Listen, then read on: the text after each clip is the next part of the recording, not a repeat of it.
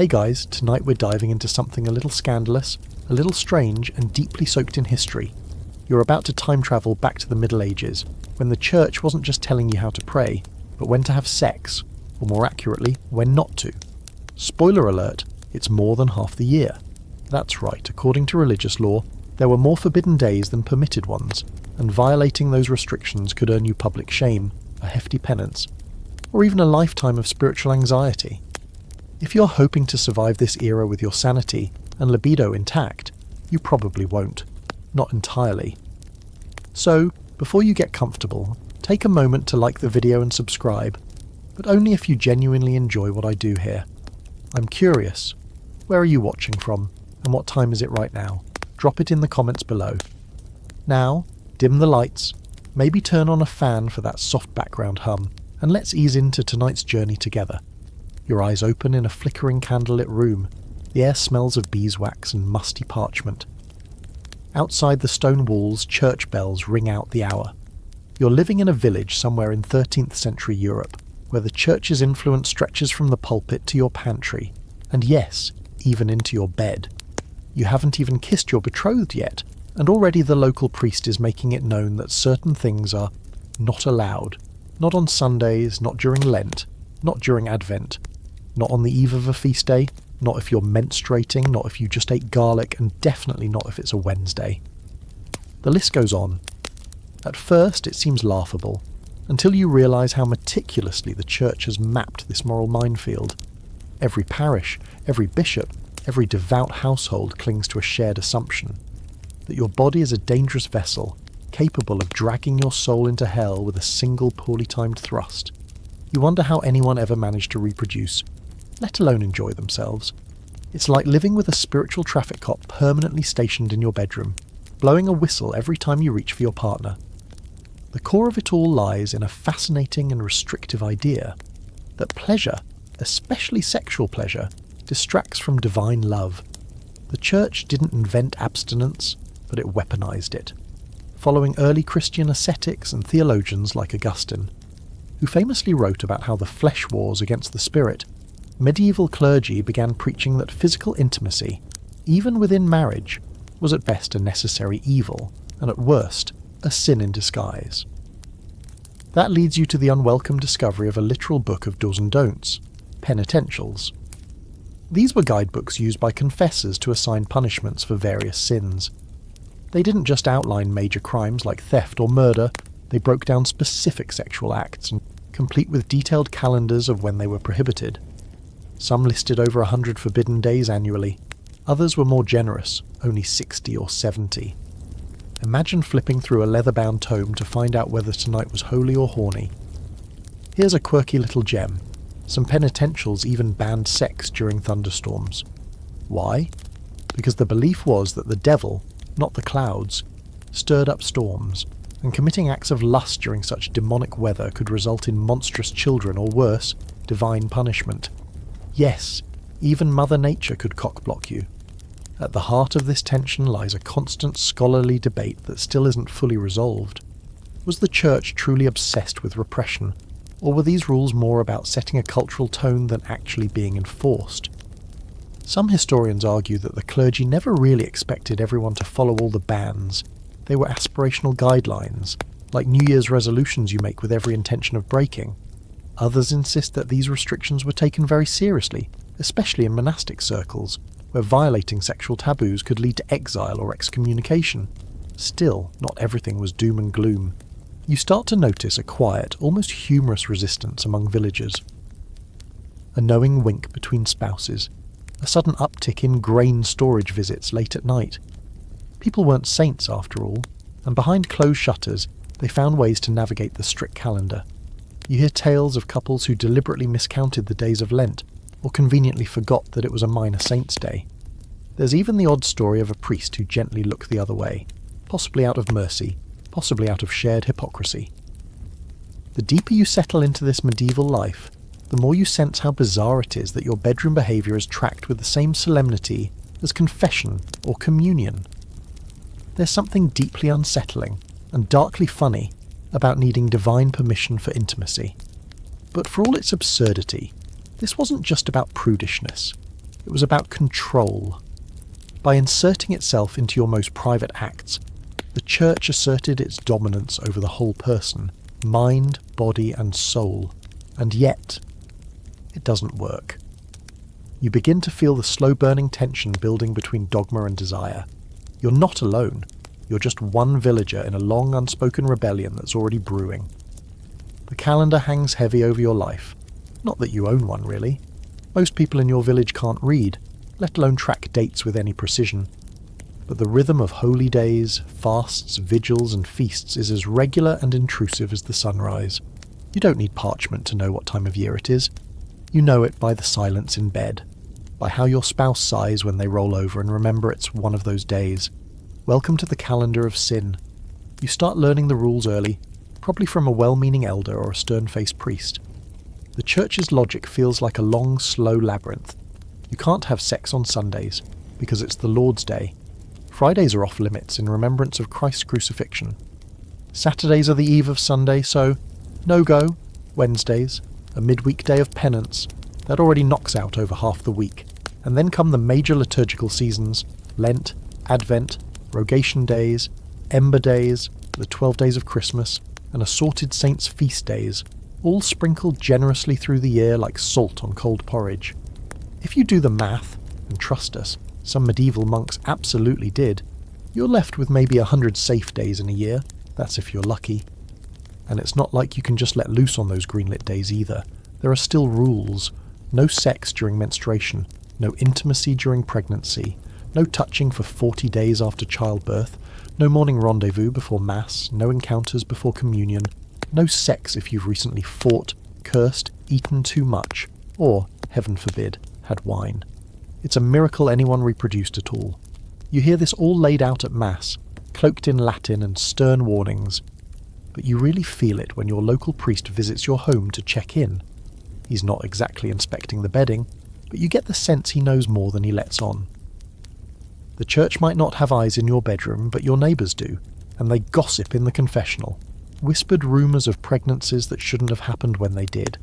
Marriages that seem just a little too affectionate during Lent. You start to understand that the spiritual calendar isn't just a set of rules, it's a surveillance system, cloaked in ritual and incense. One particularly haunting moment comes during a sermon when the priest reads from a local penitential. It's a small, handwritten book, likely copied by a bored monk decades ago.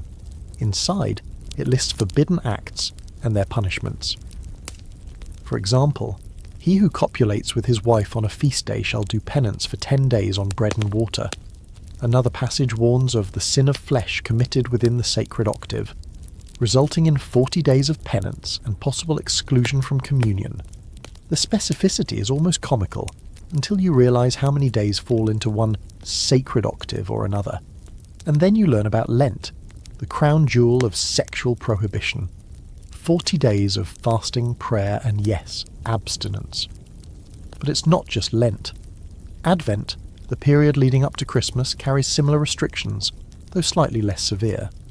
There's also the lesser-known Ember Days, 4 sets of 3 days scattered throughout the year when believers are expected to fast and refrain from sex. Some areas even consider the entire week after Easter off-limits, turning Christ's resurrection into a celibate celebration. Here's a weird, fringe detail that slips through the cracks. Some people believed that having sex on forbidden days would produce children with physical deformities or mental disabilities. The logic. God marked the child with shame for the parent's disobedience. That fear, irrational as it seems today, was powerful and persistent. Parents whispered these superstitions like ancient warnings. The idea that a lustful moment could lead to a marked child was enough to terrify young couples into towing the ecclesiastical line. But scholars today are divided on just how seriously these rules were followed. Some argue that most of these taboos were more theoretical than enforced, existing primarily in clergy manuals and not in daily life. Others believe the fear of divine punishment, combined with social pressure, was strong enough to keep people mostly in line. There's no clear answer, because records are patchy and personal behaviour doesn't leave neat historical footprints. What we do know is that these restrictions were widespread, deeply embedded and often internalised. People confessed to breaking them, which means, of course, that people were breaking them. And here's where it starts to wear on you. You begin to notice how unnatural the rhythm of the calendar feels, how forced the abstinence becomes. You and your partner may share a deep bond, but that bond is put on pause again and again by invisible hands. And the irony? These same hands are preaching the holiness of marriage, the sacred duty to be fruitful and multiply. The math just doesn't add up. So what do people do? They get creative, they rationalise, they miscount the calendar. Some families quietly ignore Advent restrictions and hope no one notices. Others time their intimacy just after sunset, technically shifting it to the next day.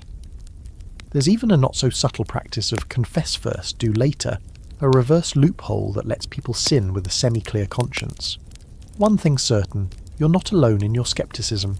The more you live under this calendar, the more you realise that medieval life is a performance, a balancing act between devout appearances and very human desires. And while the church may claim authority over your nights, your dreams, your body and your soul, not everyone is buying it. You feel it in the air even before Lent begins. It creeps into daily conversation, thick and solemn like the scent of incense clinging to your clothes after Mass. The priest preaches a little more loudly, the bell tolls a little more slowly, and your neighbours suddenly start giving you those quiet, complicit glances, as if to say, yep, it's that time again. You're about to enter 40 days of what feels like spiritual boot camp. Welcome to the ultimate annual shutdown, Lent, where the church doesn't just take away your meat and your music, it takes away your sex life too. You and your partner know what's coming. You've been married long enough to understand how this works, but that doesn't make it any easier. You spend Shrove Tuesday indulging, feasting on pancakes and whatever scraps of salted pork are left, because Ash Wednesday marks the beginning of abstinence, and not just from food. The term fasting covers more than stomachs. It's a full-body discipline. Sexual activity is strictly forbidden throughout the Lenten season, from the first ashes rubbed on your forehead to the triumphant Alleluia on Easter morning. That's 40 nights, plus Sundays, which are technically feast days but still frowned upon for anything beyond prayer and sleep. The priest spells it out in no uncertain terms during his sermon. The body must be tamed, he says, the passions crucified. He leans on a favourite metaphor, that lust is a wild beast, and Lent is the leash. The idea isn't just to avoid sin, it's to become holier by resisting even what's allowed at other times. You're supposed to embrace the discomfort, offer it up as spiritual sacrifice. But as the weeks drag on, you begin to feel less like a holy warrior and more like a married monk. Your bed becomes a battleground, not for temptation. No, you've both resigned yourselves to celibacy for now, but for sleep. You lie next to each other awkwardly, trying not to touch too much, turning away from the warm body that once brought you comfort. It feels unnatural, and that's the point. The church wants it to feel unnatural. If holiness were easy, it wouldn't be valuable. And Lent is all about testing limits, bodily, emotional, even marital. Of course, not everyone obeys. One neighbour whispers over the communal bread oven that her cousin in the next village still sleeps with her husband during Lent, but makes sure to confess before Easter. Another man boasts that he and his wife avoid the sin by choosing non-procreative positions, a loophole that's questionable at best and heretical at worst. You realise pretty quickly that for all the rules, people are inventing their own moral math. Sin plus confession equals forgiveness, right? Especially if you're quick with your penance. There's an unsettling fringe belief you encounter one evening over ale and dried figs, that children conceived during Lent are cursed. Some say they'll be born blind, others that they'll have crooked limbs or be more prone to demonic possession. One old man claims Lent-born babies cry endlessly through the night because they carry their parents' guilt inside them. It sounds ridiculous, until you remember that even learned scholars once claimed that a child could be marked by the moon phase or the mother's cravings. In this world, shame takes on flesh.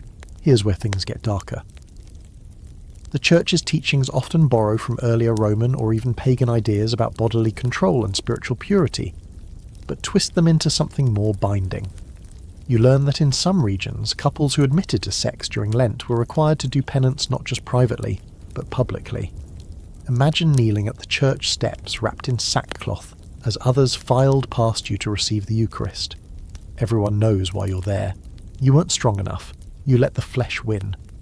And it's not just the peasants getting scolded.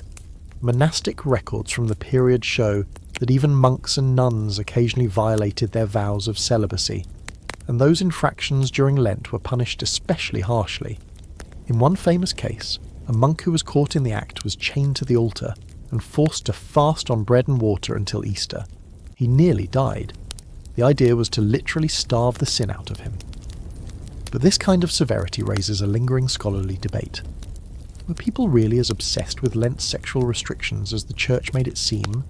Or was it mostly the clergy projecting their own fears, their own ideals, onto the laity? Some argue that rural communities treated Lent more like a diet than a vow of celibacy, that the public sermons and penitentials were more bark than bite. Others suggest that internal guilt, even without external enforcement, was punishment enough. You start to see signs of quiet protest. A couple in your village mysteriously leaves town for a few weeks each spring, just after Ash Wednesday. When they return, they seem more relaxed. No one asks questions. Another neighbour times her pregnancies very precisely and always seems to conceive just before or just after Lent. Coincidence? Possibly. Clever planning? Definitely. People are starting to find the edges of the law and press against them, softly, quietly, like fingers tracing the grain of forbidden wood. As Lent drags on, so does your frustration. You're not just avoiding temptation anymore, you're resenting it. And that resentment starts to feel, ironically, like its own kind of sin. You want to be devout, you want to follow the rules, but you're human, and so is your partner. The Church tells you that this discipline will bring you closer to God, but what about the distance it's creating between the two of you? Then Easter arrives. Finally. The bells ring, the incense floods the air, and people shout, "Christ is risen," with genuine relief. But for many, that resurrection isn't just spiritual, it's physical. Marriages rekindle, intimacy resumes. There's even a slightly risque tradition in some villages called the Easter Cuddle, where couples are encouraged to spend the night together, as a symbol of fertility, of spring's rebirth, of divine joy in union. A not-so-subtle compensation for 40 nights of spiritual drought. You sigh, feeling the familiar warmth of your partner's hand again, unburdened by the weight of the calendar, for now. But you also know, Advent's only 8 months away. You don't get much of a break. Just when you think you've made it through the long cold slog of Lent and emerged back into the warmth of spring and sanctioned intimacy, the calendar reminds you there's another round coming. Advent. And while it might be the softer cousin of Lent, less intense, less dramatic, fewer days, don't be fooled. The message is the same. Shut it down. Zip it up. Love God more than your spouse. The Church has spoken. Advent creeps in just as the nights grow long and the air gets bitingly cold. Winter settles into your bones, and with it comes the expectation of restraint. Not just from rich food and drunken merrymaking, but from each other. You're supposed to be preparing for the birth of Christ, not, as the Church made painfully clear, creating new life of your own. The irony doesn't escape you.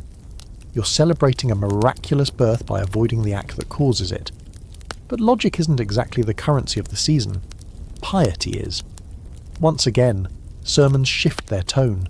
There's talk of purity, of anticipation, of sacred waiting. You're told to focus on prayer and reflection. And once again, the bed becomes a quieter place. You and your partner don't even discuss it this time. It's just understood. The rhythm of your marriage isn't dictated by desire anymore, but by liturgical obligation. But here's where Advent gets even trickier than Lent. It's shorter, yes, but it overlaps with festivals and local customs that do celebrate life and joy.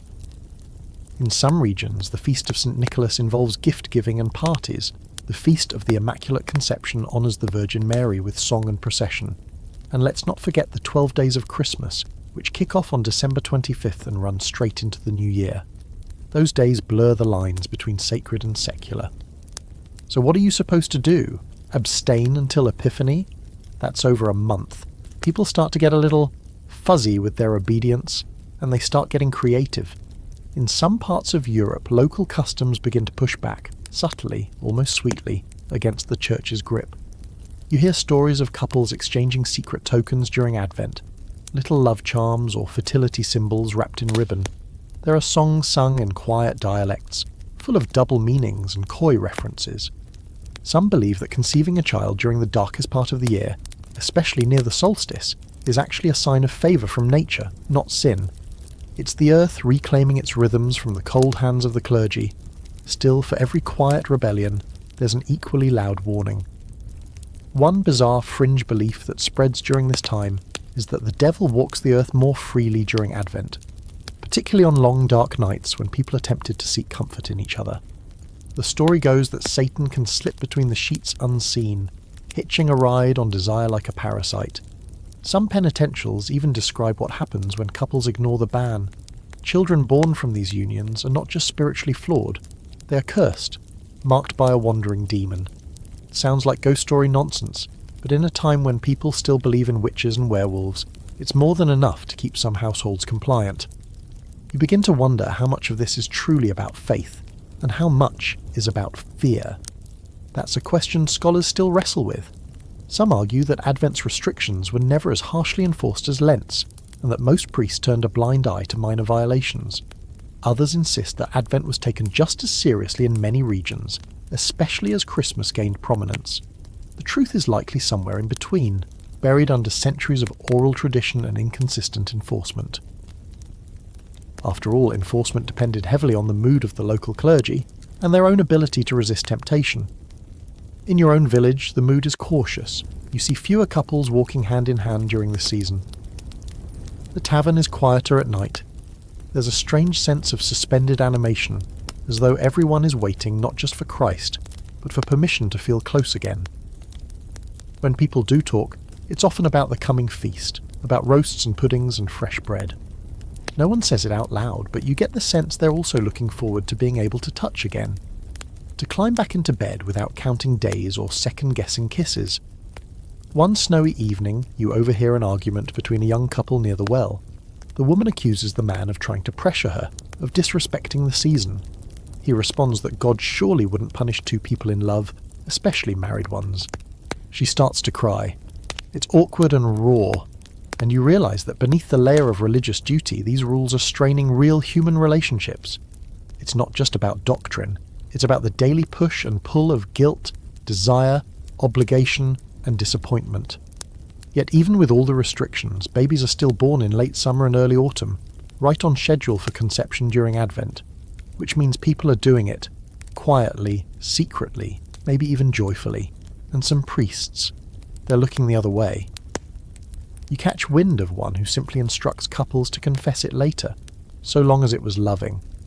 Not all clergy are iron-fisted moralists. Some are just as conflicted as you, and while it's easy to roll your eyes at the absurdity of it all, sex bans based on calendars, demons hitchhiking on desire, you start to realise something bigger. This isn't just about suppression, it's about control. The church isn't merely policing behaviour, it's mapping your time, carving up your calendar, embedding itself into your routine so deeply that you can't separate faith from daily life. And the most effective tool? Guilt. Guilt that's quiet, invisible, self-regenerating. You don't even need a priest in the room anymore. The voice is already in your head. Still, you and your partner steal a moment one night, tucked under thick woolen blankets as the wind howls outside. No words, just warmth. A quiet, fleeting rebellion against a system that says love must wait. You don't know if it counts as a sin. You just know it feels like peace. You'd think, after all the lectures and rules and seasonal shutdowns, the church would at least give couples their wedding night. Like, surely there's some kind of honeymoon exemption, right? Wrong. You learn this the hard way, or rather, by watching someone else go through it. It's midsummer, and the village chapel is decked out with garlands and flower petals for a local wedding. Everyone's gathered, smiling politely, but the atmosphere's a little tense. Because it turns out the ceremony happens to fall right in the middle of a holy season, and the priest has made it very clear, consummation will have to wait. Imagine that. You've waited months, or years, to marry. You've done everything right. No sneaking around, no touching, not even too much time spent alone together. And now, on the night you're finally bound in holy matrimony, you're told to sleep side by side and do absolutely nothing. The church doesn't just believe in self-control, it believes in delayed gratification on a truly theological level. The idea is that marriage is a sacrament, and consummation during a forbidden time like Lent or Advent or a saint's feast, can stain that sacrament before it even takes root. You see the couple later sitting awkwardly by the hearth while the rest of the village drinks and dances. They're polite, they smile, but there's a tension in their posture you can't unsee. It's the kind of tension born from an expectation denied, and it's not uncommon. In fact, depending on where you are in medieval Europe, the church could recommend as many as 3 days of abstinence after the wedding, just to honour saints or fasts or cleanse the body before union. Because apparently, waiting until the wedding wasn't virtuous enough. This wasn't limited to unlucky couples whose weddings fell during sacred seasons. Even a Tuesday wedding might come with strings attached. If the next day's a feast day, say St. Michael's or St. Agnes's, you're out of luck again. And then there's the wedding time.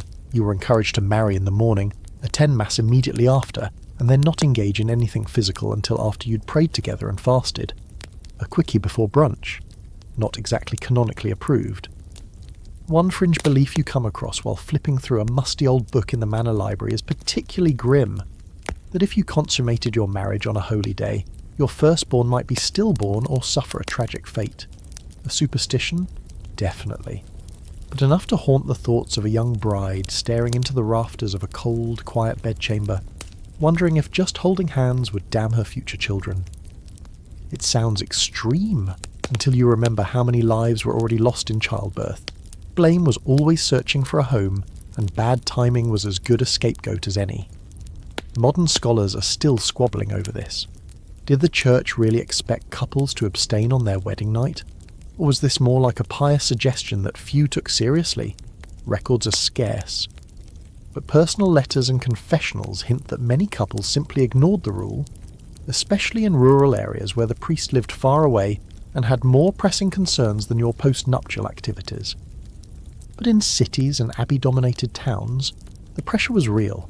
Some couples even confessed just hours after their first night together, ashamed that they hadn't waited the extra day. The fear of spiritual taint lingered like smoke after a candle's been snuffed. You begin to see how deep this rabbit hole goes, because it's not just about sin, it's about scheduling. The church doesn't just govern your morals, it governs your calendar, and by extension, your impulses, your relationships, your milestones. Marriage isn't just a personal vow, it's a public, regulated event with multiple levels of compliance. Think of it less like a wedding, and more like an ecclesiastical permit to touch each other with blackout dates. Hear one of the older women in your village mutter that it used to be worse, that in her mother's time there was a bishop who wouldn't allow weddings during Lent at all, period. You'd have to wait until after Easter. Imagine being engaged, ready, and just stuck. And yes, that led to predictable consequences. A few too many premature babies born in December, followed by scandal, confession, and community whispering. The church claimed it was guarding virtue, but sometimes it was just setting people up to fail. But not everyone took it lying down, well, metaphorically. You begin to notice a pattern. Some couples plan around the rules like strategists in a theological board game. One pair marries on a Thursday and ensures their first night is Friday, not because they're impatient, but because they know Saturday is off limits, and Sunday even more so. They maximise the short window between sacred restrictions. Another couple secretly weds in the woods, without a priest, just to dodge the moral constraints. It's technically invalid, but they return after a week of penitential absence, and no one asks questions. A local tale begins to circulate about a clever merchant who scheduled his wedding for the day after Pentecost, intentionally timing the consummation to align with a fertile moon and avoiding all major feast days. His wife bore twins 9 months later, and he claimed it was divine blessing for his planning. The priest frowned, but the town cheered. People love a loophole artist, especially when love's on the line, but perhaps the saddest thing you see is a couple who actually obeys all the rules. They're quiet, devout, and thoroughly exhausted. Years into marriage, they've had 3 children, but long gaps between them. They've followed the church calendar to the letter, abstaining through every fast and vigil, and now their marriage feels more like a shared prayer than a partnership. Intimacy has become a duty, something sandwiched between feast days and fasting schedules. They aren't miserable, but they aren't exactly radiant either. They're living proof of obedience, and a cautionary tale about what happens when doctrine supersedes desire. By the end of that summer, you've stopped asking whether the rules make sense. That ship sailed long ago. Now you're just wondering how people managed to keep loving each other inside such a tightly wound system. The church might have had dominion over time, but desire, that's a trickier beast. It doesn't read calendars, it doesn't obey bells, and it definitely doesn't wait for Easter. There's a strange sort of rhythm to your week now, but not the kind you'd expect. It's not driven by your workload or the changing weather, not even by the shifting moods of your partner or the hunger in your belly. No, it's the days themselves. The church has taken them hostage, and not in the fun, thank God it's Sunday kind of way. More like, you shall not touch your spouse on Friday or Saturday or Sunday or Wednesday either, depending on who's interpreting things. Welcome to the unsexy tyranny of the 7-day week. You wake up Monday and feel almost relieved. It's one of the only neutral days left. No major holy significance, no well-known fast, no commemorative martyrdom, just a boring, morally beige Monday. You could theoretically enjoy intimacy today without earning yourself a lecture or a penance. But by the time Wednesday arrives, the restrictions begin to stack up. In many traditions, Wednesday is a day of remembrance for Judas's betrayal, a sombre pause in the middle of the week. That makes it a poor day for indulging carnal pleasures. The same goes for Friday, which commemorates Christ's crucifixion. And Saturday. That one gets a little confusing. In some places it's considered a vigil for Sunday, a time for purification and preparation. And Sunday itself, that's the Lord's Day. Set it aside, not for each other but for him. So let's tally that. Monday and Tuesday, maybe fair game. Thursday, questionable. Wednesday, Friday, Saturday and Sunday, no go, depending on how strict your local clergy is. That leaves you with, at best, 3 solid days a week to live like a married couple. And that's if you haven't just eaten too much, aren't preparing for mass, aren't menstruating, pregnant or postpartum.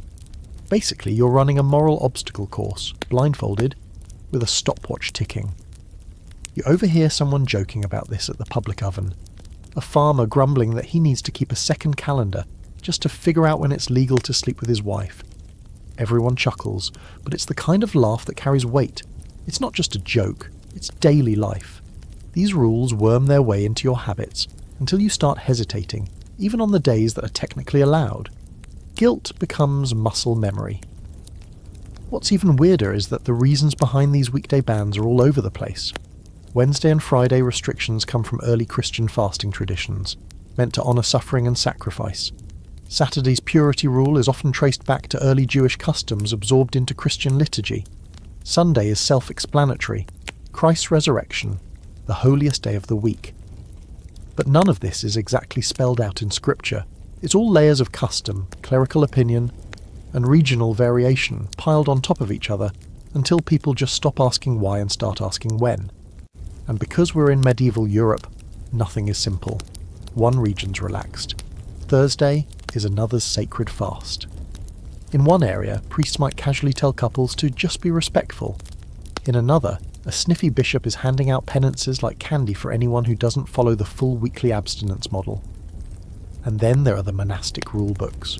The Benedictines, Cistercians, and Augustinians all had their own ideas about when sex was acceptable for married couples. Hint, rarely. Here's a quirky little gem you stumble across in an old abbey manuscript.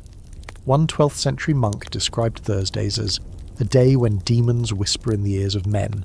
He insisted that lust was more potent on Thursdays, and thus advised against intimacy.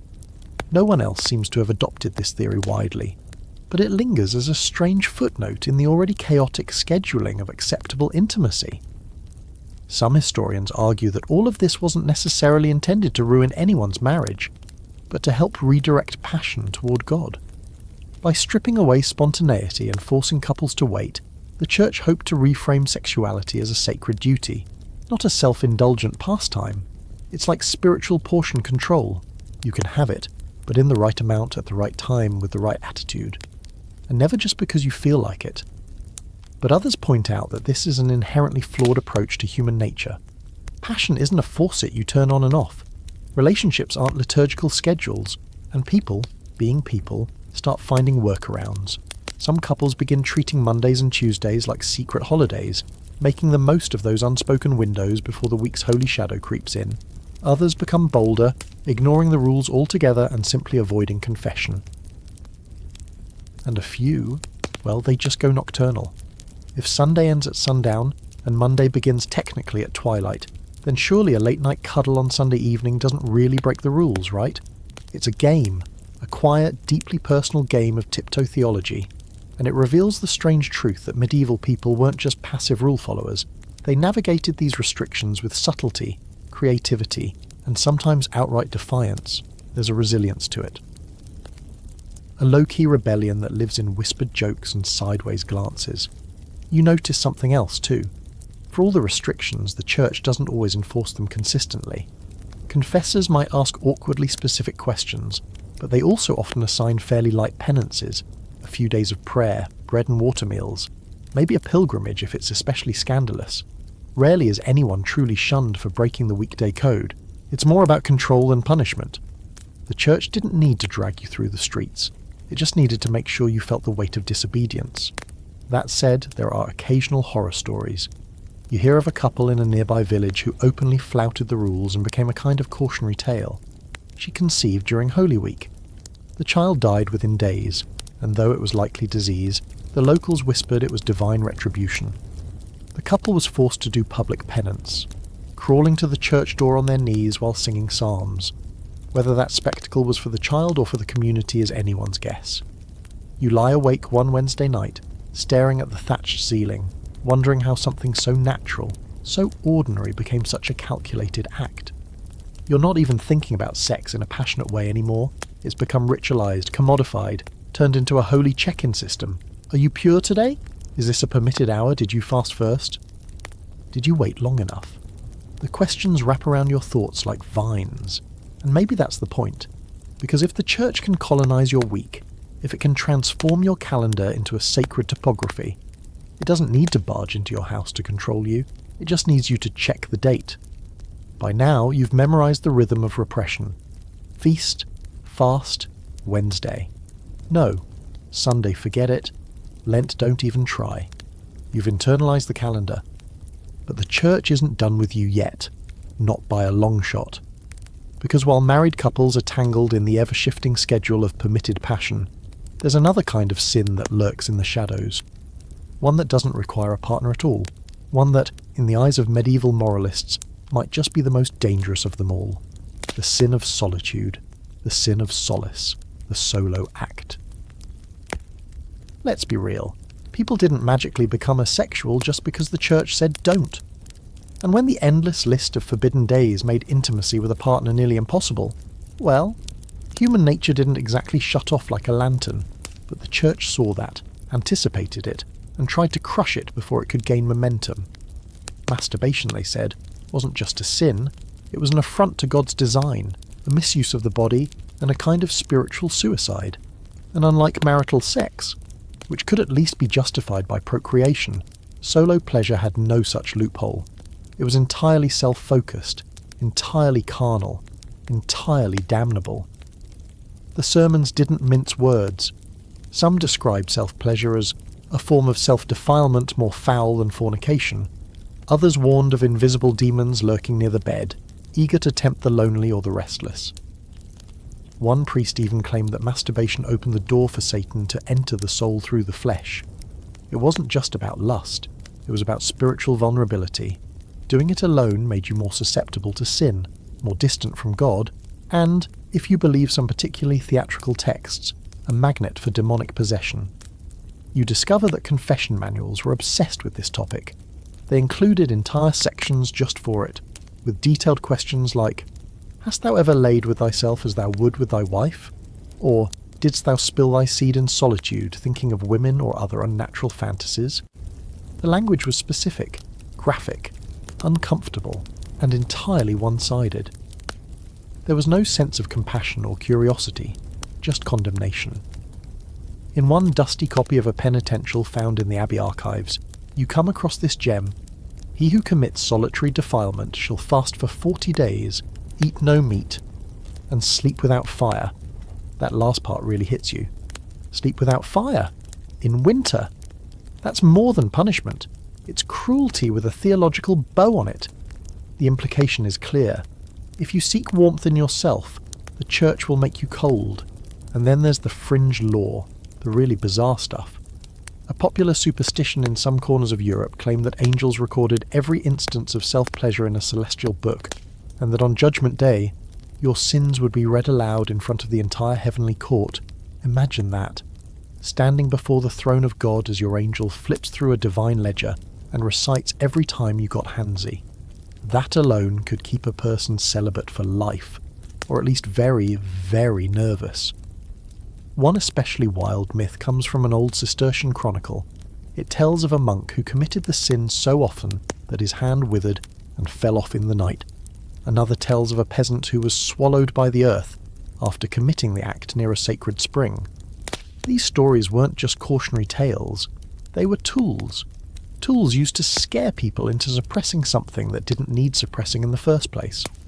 But, as always, people found ways around it.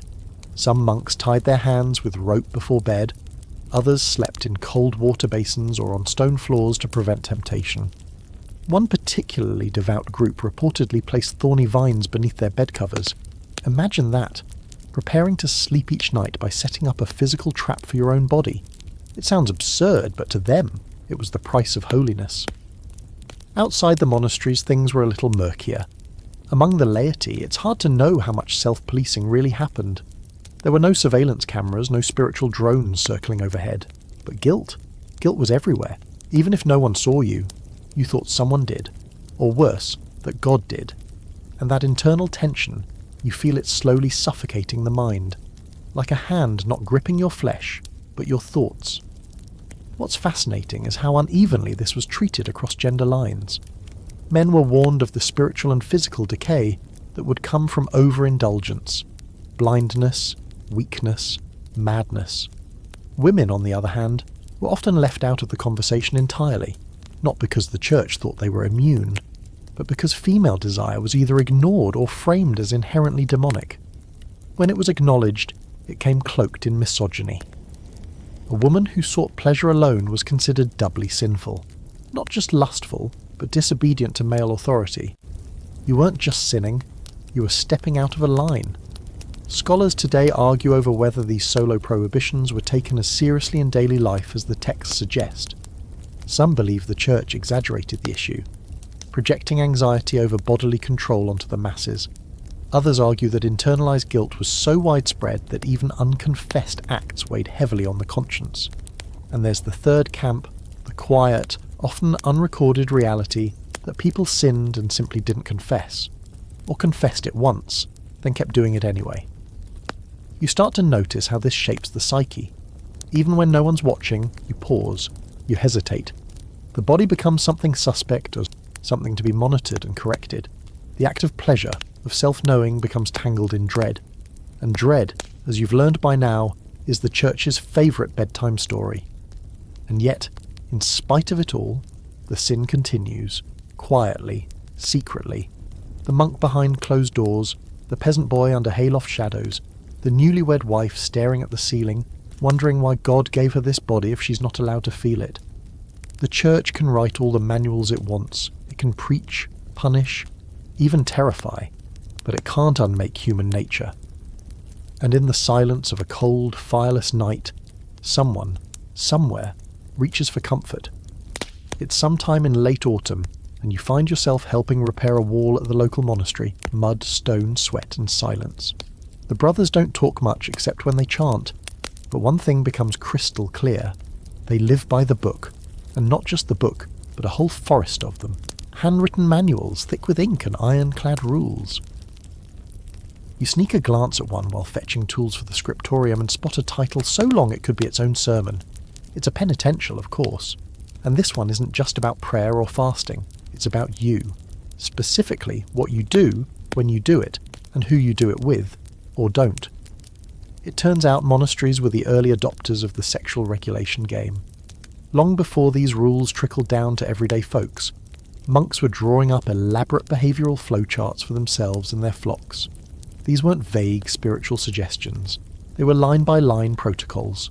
Some of the most famous come from the Irish and Anglo-Saxon churches, which produced penitentials so specific they read like a very uncomfortable FAQ. Flip through one and you'll see entries like, If a man has intercourse with his wife during her menstrual period, let him fast for 20 days. If during Lent, 40 days. If on a Sunday, 30. If during both, 60. It's like a medieval math problem, and you thought your relationship was complicated. The rules are staggeringly granular. There's one for sex on feast days, one for sex on fast days, one for if the woman is pregnant, another for if she isn't, one for if she's on her period, one for if you just ate meat, one for if you've already had sex that week. It's as if someone decided to take every possible scenario, no matter how improbable, and create a corresponding punishment like it was part of some cosmic loyalty program. Sin 3 times, and get a free heresy accusation. You ask one of the younger monks about it, Brother Thomas, barely 22 and still red in the ears when someone mentions the Song of Songs. He tells you they study these texts regularly, not just for personal discipline, but to prepare for their future roles as confessors. He says it with all the enthusiasm of someone reciting crop yield numbers, but there's a flicker of discomfort when he mentions certain categories, particularly the parts that detail unnatural acts and solo sin. And that's where things get even weirder. Some of these monastic manuals make claims that would earn side eyes even in the Middle Ages. There's a 10th century treatise that claims sex in the wrong position, yes, position, was inherently sinful. Not just embarrassing, sinful. Natural congress, it says, must occur face to face and in silence, preferably under blankets, ideally with no enjoyment. That last part's implied, but very much there. Apparently, if you so much as cracked a smile or moaned, you were veering dangerously close to damnation. Pleasure wasn't the problem exactly.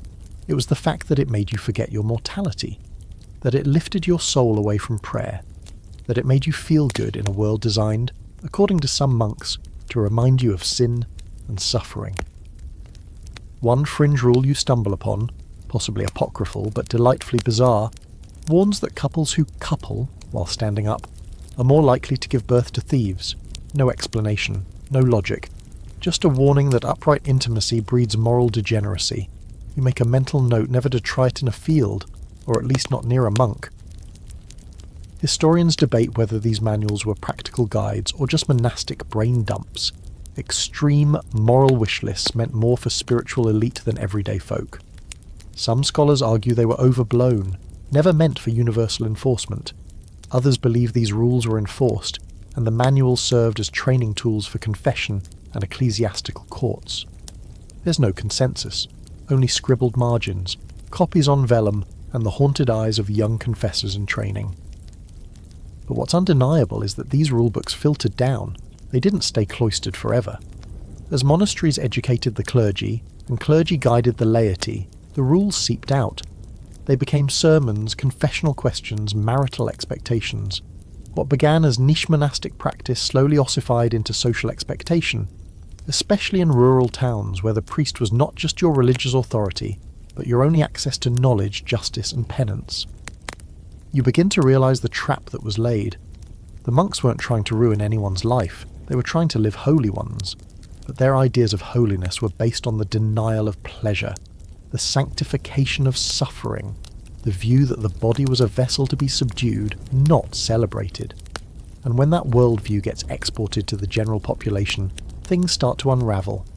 You meet a widow in your village who confesses, after some wine loosens her tongue, that she hasn't known physical touch in over a decade, not since her husband died. She says she doesn't dare think of remarriage. Her priest discourages it. He says her time now is for prayer, not passion. But she misses warmth, misses being held, misses the part of herself she was told to bury. Then there's the young couple who come to you in whispers, asking if it's a sin that they laugh during intimacy, that they kiss each other's backs, that they sometimes talk afterward instead of praying. You don't know what to say, because technically, according to the old rule books, yes. But according to your gut, your very human instincts, absolutely not. And that's where the quiet rebellion starts, not with dramatic heresies or fiery protests, but with giggles under blankets, with stolen touches, with someone choosing to hold their partner instead of lighting a candle. The monastery walls may be thick, but human desire always finds the cracks. By the end of the week, your muscles ache from hauling stone and mortar, but it's nothing compared to the mental weight of those monastic texts. The sheer volume of rules, so meticulous and joyless starts to make you laugh. Not because it's funny, but because it's absurd.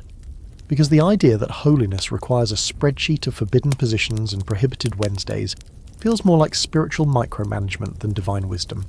And as you leave the monastery gates, the bell tolling behind you, you realise something important. The rules might have started in places like this, but they didn't end there. They followed people home, into their beds, into their marriages, and for many, into their guilt. It's a rainy evening when you first hear the phrase demon baby. You're half listening to two elderly women whisper near the well, huddled under a shared shawl, trading a story with that gleeful horror reserved for ghost tales and scandals.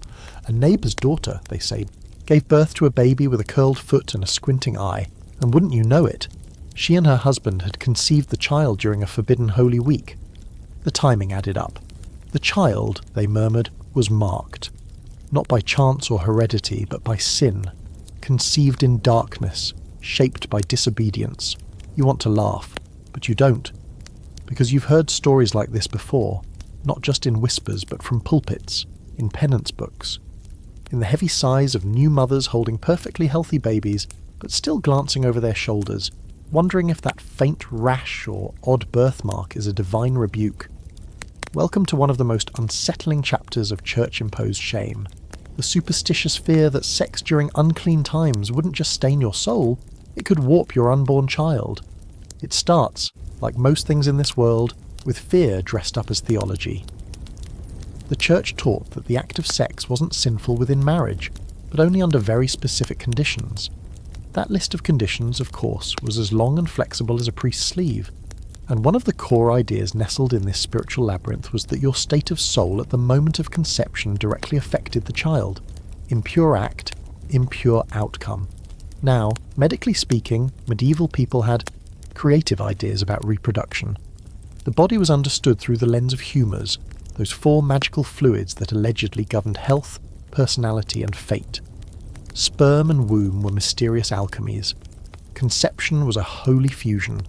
And so, logically, if the act of conception was corrupted, by lust, by timing, by wrong thoughts, then the result would be a corrupted child. You find an old monk's commentary in the scriptorium that outlines this belief with terrifying precision. He writes that children conceived during Lent are more prone to illness and melancholy. Advent conceptions yield liars and thieves, and heaven forbid a couple be intimate on a feast day. Such a union might produce a heretic. The idea wasn't fringe. It was echoed by preachers, scholars, even physicians. One claimed that evil spirits lingered in the air during certain days, and that to lie with your spouse during those times was to invite spiritual infestation. So much for romance. One particularly strange superstition you encounter in a local chronicle says that if a man and woman conceive during a thunderstorm, especially on a feast day, the child might be born with animal features. You look sceptical until someone swears they once saw a baby with goat-like pupils, probably cataracts, or fear, or the terrifying power of a well-placed rumour. But here's the catch. These beliefs weren't just circulating in the shadows, they were reinforced from the pulpit. Sermons described women as portals of spiritual consequence, where good acts could bear saints, and sinful ones could bear monsters.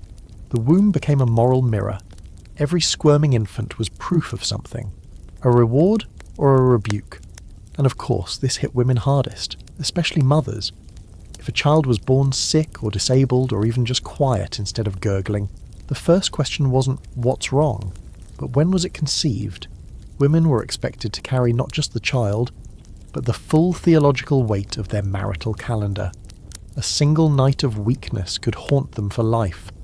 You meet one woman who confesses with tears in her eyes that she conceived during the tail end of Lent because her husband insisted.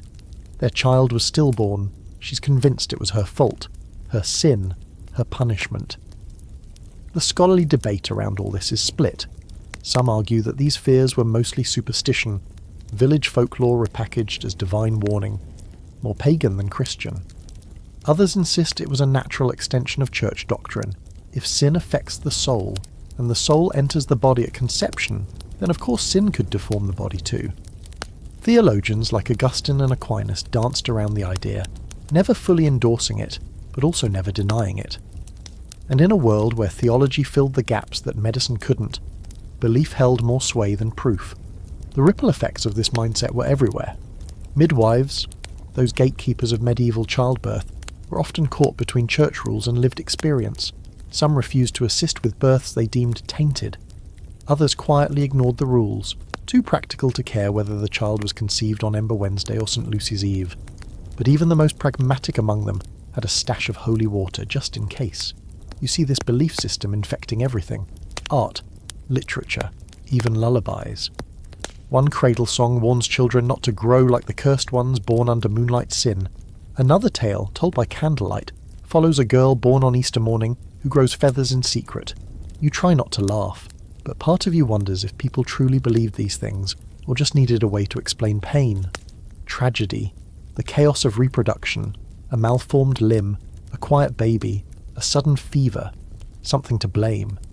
Because God willed it wasn't always a comforting answer. And yet, for all the absurdity, there's a chilling effectiveness to it. These superstitions did what centuries of sermons couldn't.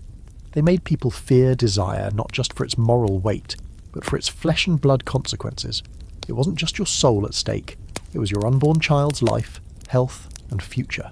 That's a powerful motivator, terrifyingly so. But even here, you see resistance. Not outright defiance, but quiet, stubborn doubt. A woman who says her second child was conceived on All Saints' Day and grew into the kindest man in the village. A man who jokes that if feast day babies were cursed, then he must be a demon himself, twice over. And a midwife who mutters that God doesn't count days, people do. Still, the fear lingers. It nestles in cribs. It clings to blankets. It echoes in the prayers of pregnant women and the long silences of grieving ones. The church may have drawn the line between sin and sex, but it was superstition that etched it into the bones of the next generation. It's not long before you start hearing names whispered with a mixture of reverence and suspicion. Figures who either conquered their desires completely or burned for them openly. Saints and sinners, polar opposites on the medieval sexual spectrum. At one end, you've got the sexless saints, those who renounce their flesh entirely, devoting every waking moment to God, untouched and untouchable. At the other, the so-called heretics, the ones who challenged the church's control, flaunted their desires, and in some cases made very public love to their freedom. Both types fascinate you, but for very different reasons. Let's start with the saints. These weren't just pious folk who happened to live quietly. No, their lives were walking, breathing propaganda for celibacy. You learn about Saint Cecilia, the young Roman bride who told her husband on their wedding night that an angel stood between them with a fiery sword. No consummation for them, just prayer. Then there's St. Agnes, who preferred death to marriage, and St. Lucy, who tore out her own eyes to avoid the gaze of men. Intense? Absolutely. But that's the bar the church loved to set. Complete denial, absolute purity, martyrdom if necessary. You hear about St. Jerome too, that famously cranky church father who called marriage a necessary evil and praised virgins like they were unicorns made of gold. He believed that even in marriage, sex was always tinged with sin. Allowed, sure, but regrettable. As if every child born were a tiny compromise with the devil. And then you come across the real firebrand, St. Catherine of Siena. Not because she lived a quiet life of chastity, which she did, but because she claimed to be married to Christ himself. She wore a wedding ring only she could see, made of his foreskin. Yes, you heard that right. That's not fringe gossip. That's in her own writings. You sit with that detail for a while, and wonder how much of sainthood was simply a willingness to take symbolic celibacy to disturbing, metaphor-heavy extremes. But what's truly odd is how these saints were held up not just as holy, but as models for everyone, even married people. As if to say, sure, you have to have sex, but wouldn't it be better if you didn't? Virginity became a spiritual status symbol, a kind of holiness credit score. Even married couples were encouraged to abstain periodically, especially during fasting seasons, in an effort to imitate the purity of the saints. The church called it continence. You call it being married in name only. Yet while one part of the world was worshipping at the altar of abstinence, another was quietly or loudly pushing back. Enter the rebels, the heretics. The fringe groups and individuals who looked at the church's web of sexual restrictions and said, yeah, no thanks. You stumble across tales of sects like the Brethren of the Free Spirit, a medieval movement that believed the soul could be united directly with God, and that once this happened you were beyond sin. That's right. Sex, lies, meat on Fridays. Go for it. You were spiritually untouchable. Then there were the Cathars, who swung the opposite way. They believed that all flesh was evil, including procreation, and that sex, even in marriage, was a trap. Cathar perfecti refused all bodily pleasure and even food from animals.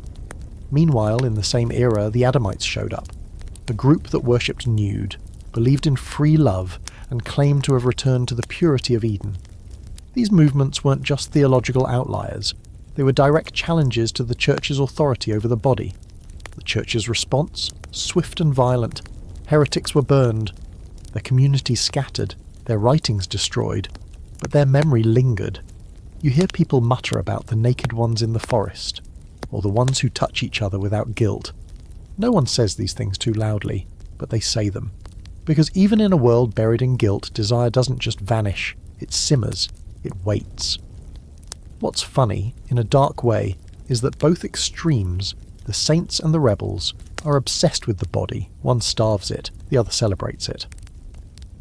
The Church wanted to elevate the first and raise the second, but they both live side by side in the medieval imagination, and they both tell you something that the rules never do, that people weren't meant to live in the middle.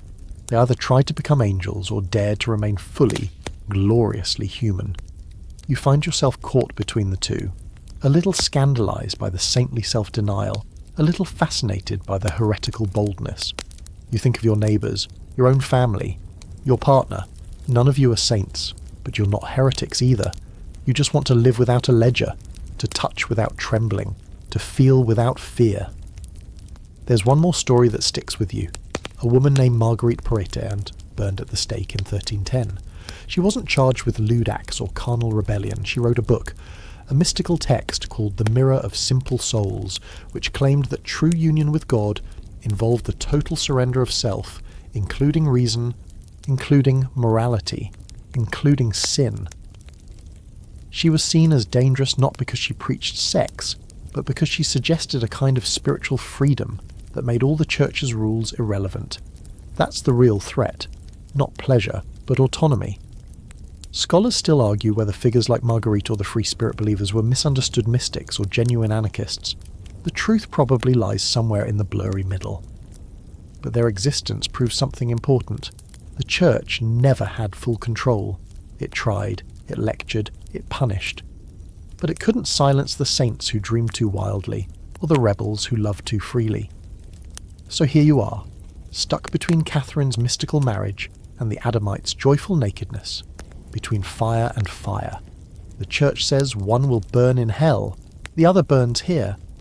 If you thought the tension between sin and sex stayed in the church or the confessional, you're in for a rude awakening. Turns out the most contested territory isn't in the monastery, or even in your thoughts. It's in your bedroom. The marriage bed, in medieval theology, isn't a sanctuary of love or comfort. It's a battleground, a place where holiness and desire wrestle under the sheets, night after night. And the Church, oh, it's camped outside the door, listening closely, holding a clipboard. You start to understand that marriage wasn't seen as a mutual bond so much as a spiritual pressure cooker. You're supposed to be married to avoid fornication, not because it's a noble or joyful union. The priest says it plainly, better to marry than to burn. Not exactly the kind of romantic vow you want stitched on a pillow. It's damage control theology. Marriage isn't permission, it's containment. A moral fence around a fire the Church never quite trusts. Inside that fence, the rules still apply. You're told you have a marital debt, a phrase that sounds like something a tax collector might say, but actually means that both husband and wife owe each other sexual access. Denying your spouse can be a sin, so you're trapped in a paradox. You must have sex, but only under the right conditions.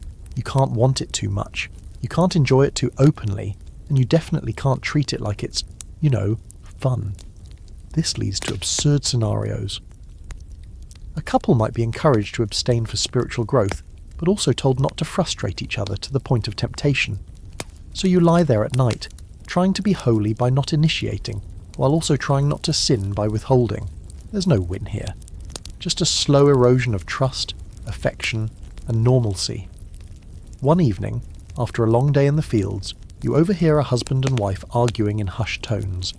He wants to be intimate. She says it's a vigil day. He says he doesn't care.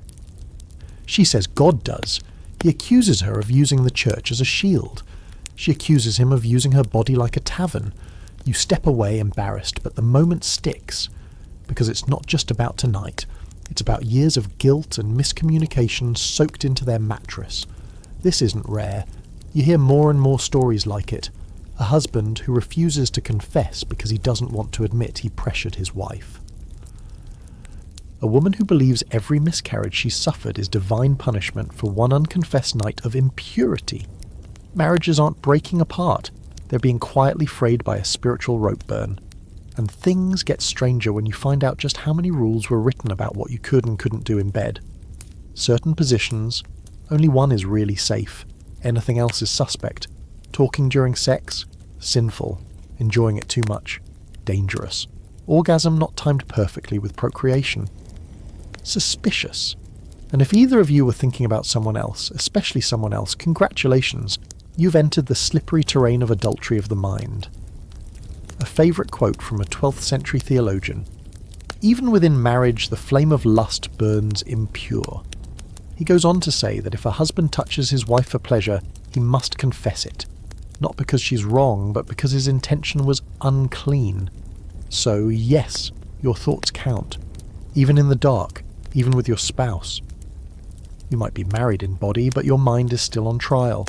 One quirky fringe belief you stumble across in a rural parish is that sexual relations on a Sunday can cause your crops to fail, not because God smites you directly, but because the land itself is offended. The fields, after all, are part of God's creation, and if you defile the Sabbath, the land withdraws its favour. It sounds ridiculous, until your neighbour's barley doesn't sprout that year. He looks at his wife like she's to blame, and she won't meet his eyes. This belief system starts to erode something quiet and essential: intimacy. Not just physical closeness, but emotional vulnerability. You start seeing couples who sleep farther and farther apart, who stop touching entirely unless it's required, who pray separately, eat separately, and eventually live like devout roommates rather than partners. They're following the rules, but the cost is evident in every sigh and sidelong glance. The scholarly debate here is rich and complicated. Some argue that medieval marriage was more affectionate than we give it credit for, that the rules were often ignored, and that many couples managed to carve out warm, loving relationships in spite of the church's influence. Others say that, while love existed, the spiritual framework made it nearly impossible for sexual joy to survive untainted. That even pleasure itself became a source of shame. The truth, as always, probably sits somewhere in the messy middle. You see glimpses of resistance, of course. A pair of newlyweds who sneak away during a saint's feast to spend the night by the river. An older couple who, when asked if they still observe continence, just laugh and pour more wine. A woman who admits, during confession, that she still thinks of her husband the way she did when they were young. She calls it a sin. The priest, to his credit, smiles and tells her it sounds more like love. Not all clerics are doctrinal watchdogs. Some are just tired men who've seen what guilt does to people. Still, the overall mood remains cautious. The marriage bed, far from being a haven, is policed ground.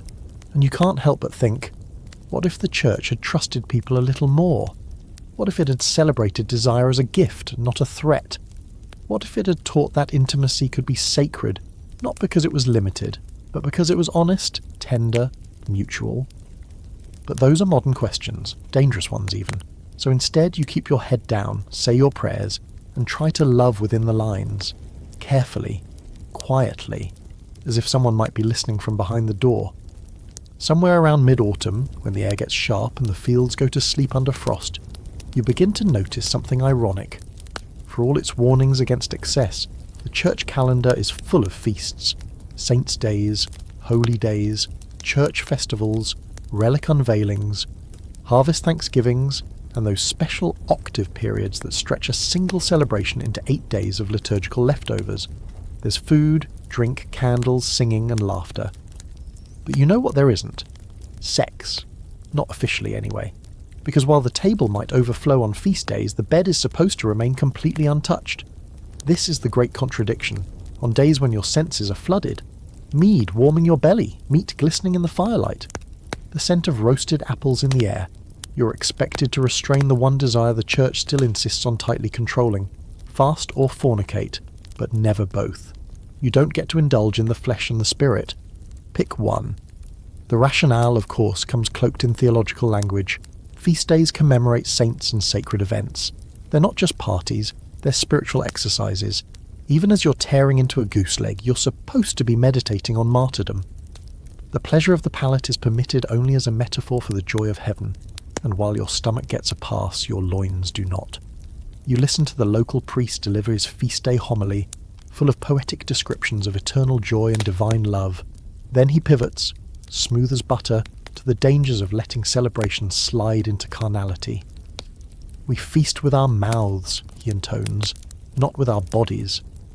You imagine him practicing that line the night before, possibly while gnawing on a pre-sliced pear, feeling extremely holy. What's maddening is how inconsistent this logic feels. Some saints are celebrated with joy, others with solemn fasting. Some feast days prohibit work, some encourage service, and others, surprise, prohibit sex. You start keeping track, mentally sorting days into 3 categories: green, safe; yellow, unclear; and red. Absolutely do not even think about it.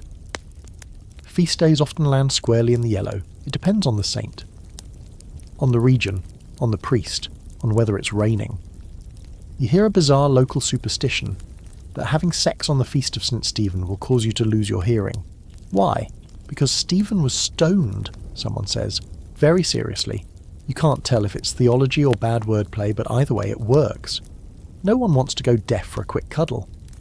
Another rulebook claims that sex on any Marian feast day is especially offensive. The logic is that the Virgin Mary represents purity and obedience, so desecrating her festival with lust, however marital, insults her memory. So mark off March 25th, Annunciation; August 15th, Assumption; September 8th, Nativity; and December 8th, Immaculate Conception. 4 red flags scattered inconveniently through the year. Then there are rogation days, which sound festive but are actually processions of prayer and penance for agriculture. You're supposed to walk the fields, recite litanies and avoid indulgence, including your spouse, especially your spouse. It's hard to imagine being in the mood after a 3-mile walk while chanting about plagues and famine, but the rule stands. You start to notice how much energy people spend on timing. One couple plans their togetherness around the liturgical calendar with more precision than they use to sow barley. You overhear them discussing a gap between All Saints and St. Martin's Day. Only a few safe days, but enough for a romantic evening if they don't get caught up in novenas. Another man confesses that he once had sex on a feast day by accident. He hadn't realised it was the Feast of St. Margaret. His penance? 40 days without meat, and he really likes meat. This all creates an unexpected result. Feast days become tense, not because people are hungry or overindulged, but because they're so full of enforced boundaries. You're supposed to rejoice, but not too much. Celebrate, but don't let your joy wander into your bedchamber. You begin to realise that the church doesn't just distrust desire, it distrusts pleasure in general. Any pleasure, if left unsupervised, is a gateway drug to sin. And yet, despite the warnings, despite the fiery sermons, despite the handwritten marginalia, in every moralist manuscript, people still do it. Feast days, fast days, saints' days, they still find each other. Maybe it's the wine, maybe it's the joy. Maybe it's just stubborn love in the face of relentless shame. You hear about couples who disappear during festivals, returning with flushed cheeks and no apologies. You hear about babies born precisely 9 months after major holy days, and no one says a word. The church tries to hold the line, but it's like trying to sweep the ocean with a broom. For every rule, there's a workaround. For every sin, a whispered confession. For every sermon, a long glance between spouses who've memorised the loopholes better than the priest has. There's a particularly striking moment when you pass by the festival of St. John the Baptist. The village is lit with candles. Children chase each other with straw torches, and under a tree, away from the firelight, you spot a young couple sitting close, shoulder to shoulder, hands barely touching. Not kissing, not speaking, just sitting. It's nothing, really, but it's everything. In a world where desire is criminalised, even a hand resting on a knee feels like a revolution. Scholars today still debate whether all this was meant to be taken literally or symbolically. Some argue that feast day abstinence was more about setting a spiritual mood than enforcing actual surveillance. Others point to records of penances, public shaming, even excommunications for feast day violations. The truth? It probably varied wildly. But one thing is certain. The more the church tried to script joy, the more people insisted on rewriting their lines. So here you are, drinking spiced wine under a flickering banner, chewing roast lamb while a chorus sings above you. The bells ring, the prayers rise, and behind closed doors someone else is choosing love over law. The feast goes on, above the table and beneath it. You're sweeping out the chapel when you first hear it, a whisper more than a rumour, low and nervous, like someone repeating a dream they're afraid to claim. They had to do penance, the baker's apprentice says, eyes wide, in public, for what they did. You freeze mid-sweep. You know what he means. Not theft, not blasphemy, not even adultery, just sex, at the wrong time, between a married couple, and now, apparently, it's everyone's business. It's easy to forget in this quiet medieval village, where most scandal stays behind shutters, that the church didn't just enforce moral rules with private guilt and whispered confession. Sometimes it went full performance art. Penance wasn't always quiet. Sometimes it was theatrical, deliberate, meant not just to reform the sinner but to warn the onlookers, and nothing puts on a better show than a bit of public shame. You hear more details as the week wears on. A couple had relations on a saint's day. No one says which one, but the implication is it was a big one. A real red-letter feast. Their timing was unfortunate, but the real mistake? Bragging about it.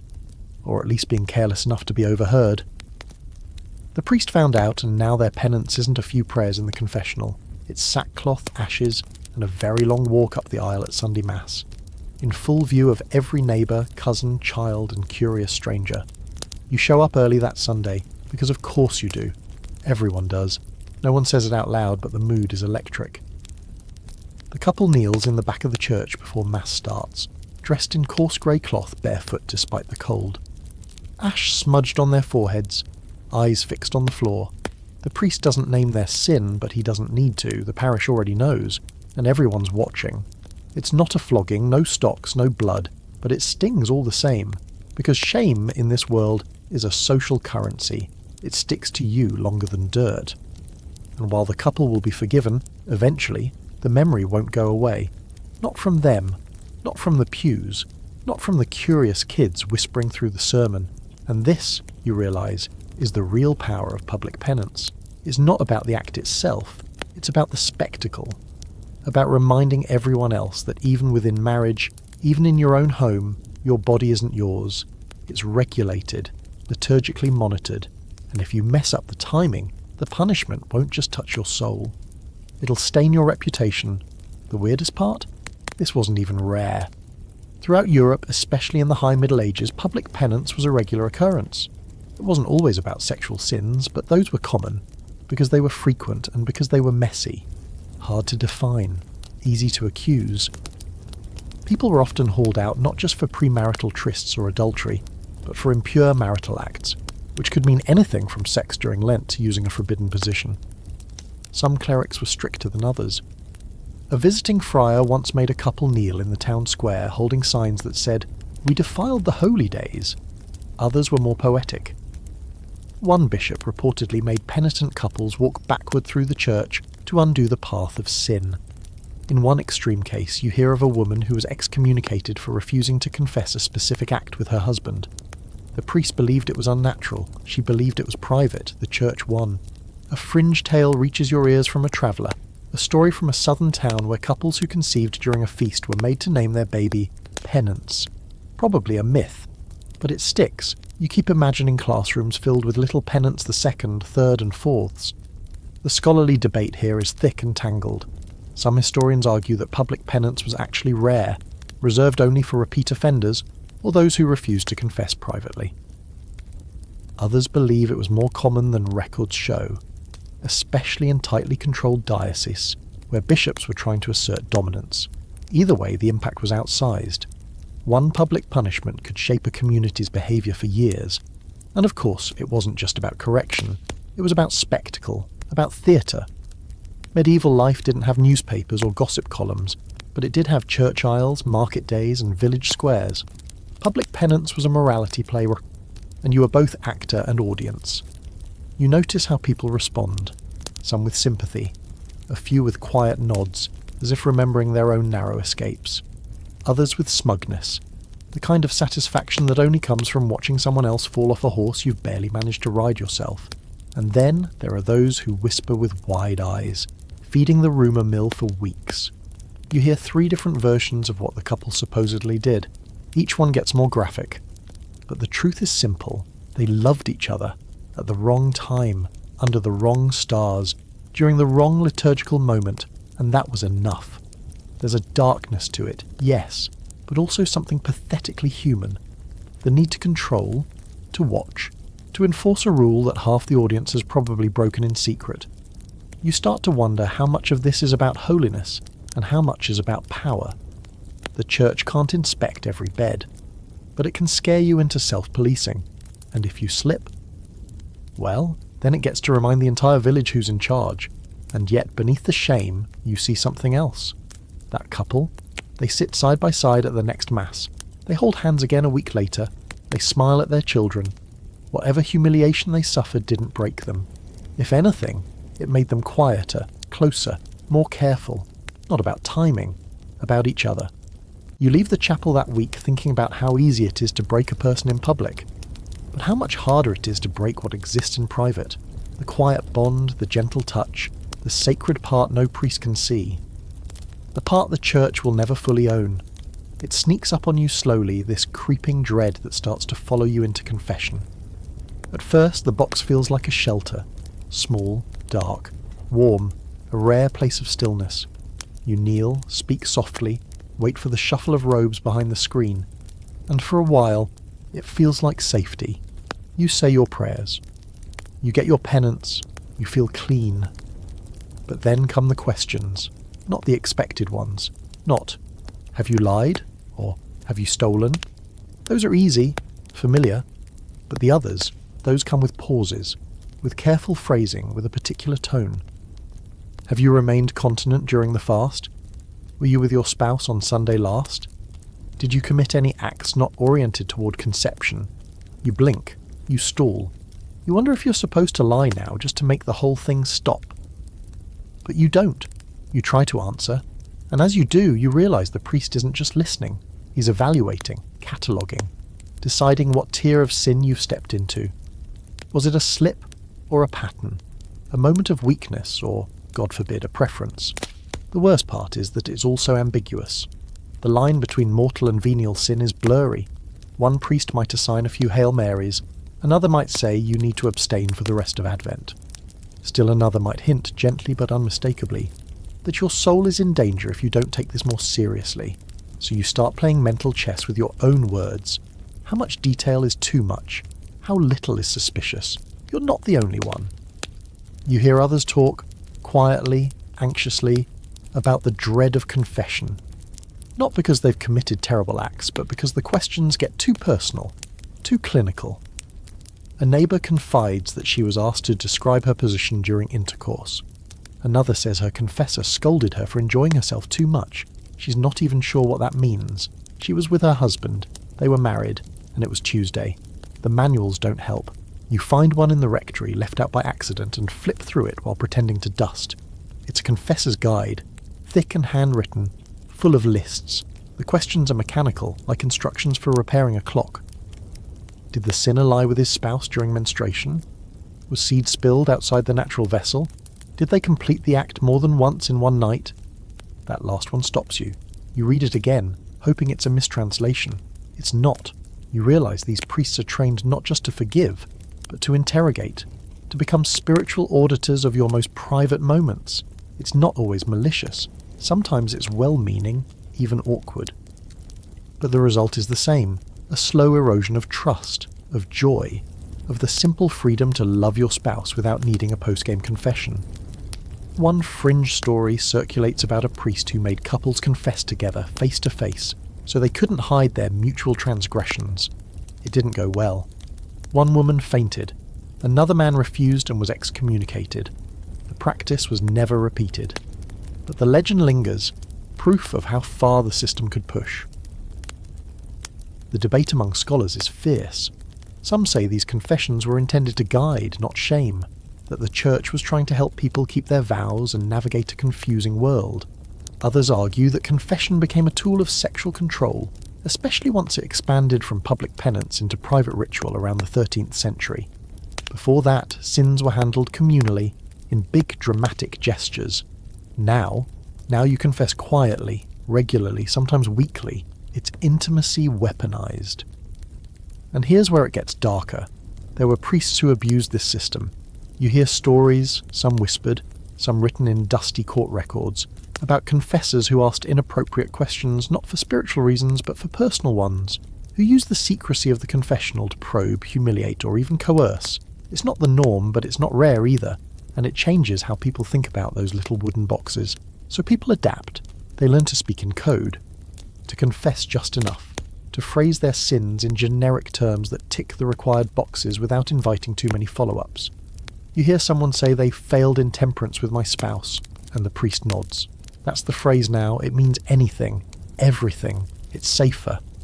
But what about those who don't confess, who don't want to, who don't think they've sinned just because they laughed in bed or kissed on a fast day? They walk around with the weight of it anyway. Because in this world, silence doesn't equal innocence. It equals suspense, a delay in your spiritual accounting. And the longer you delay, the more you start to worry about what's accumulating. One woman tells you she confessed something years ago, a single moment during Advent, and the priest reacted so coldly, she's never confessed again. She still prays, still fasts, still attends Mass, but she's never been back inside the box, not once. I don't need his permission to love my husband, she says, and then, more quietly, but I still feel it sometimes, like a shadow. You realise the confessional was never neutral. It was a place of power, of fear, yes, but also control.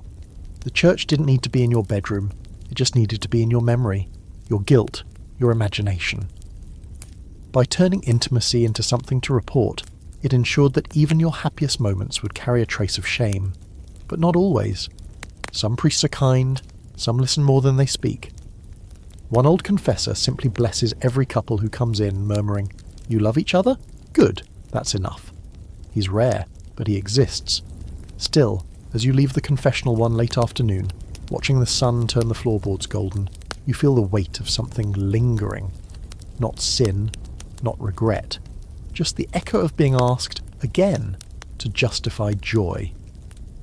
You've just finished helping the cooper reinforce his wine barrels when a message circulates, subtle at first, and then suddenly everywhere. The bishop is sending an envoy. A man of the cloth, well-educated and sharp-eyed, is making rounds through the parish to ensure spiritual discipline is being upheld.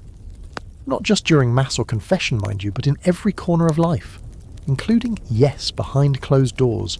They're not saying it outright. But everyone knows. The church has started hiring spies. You first notice the difference in the way people talk. Conversations get shorter, eye contact less frequent. Wives stop speaking freely at the well. Husbands hush their jokes by the fire.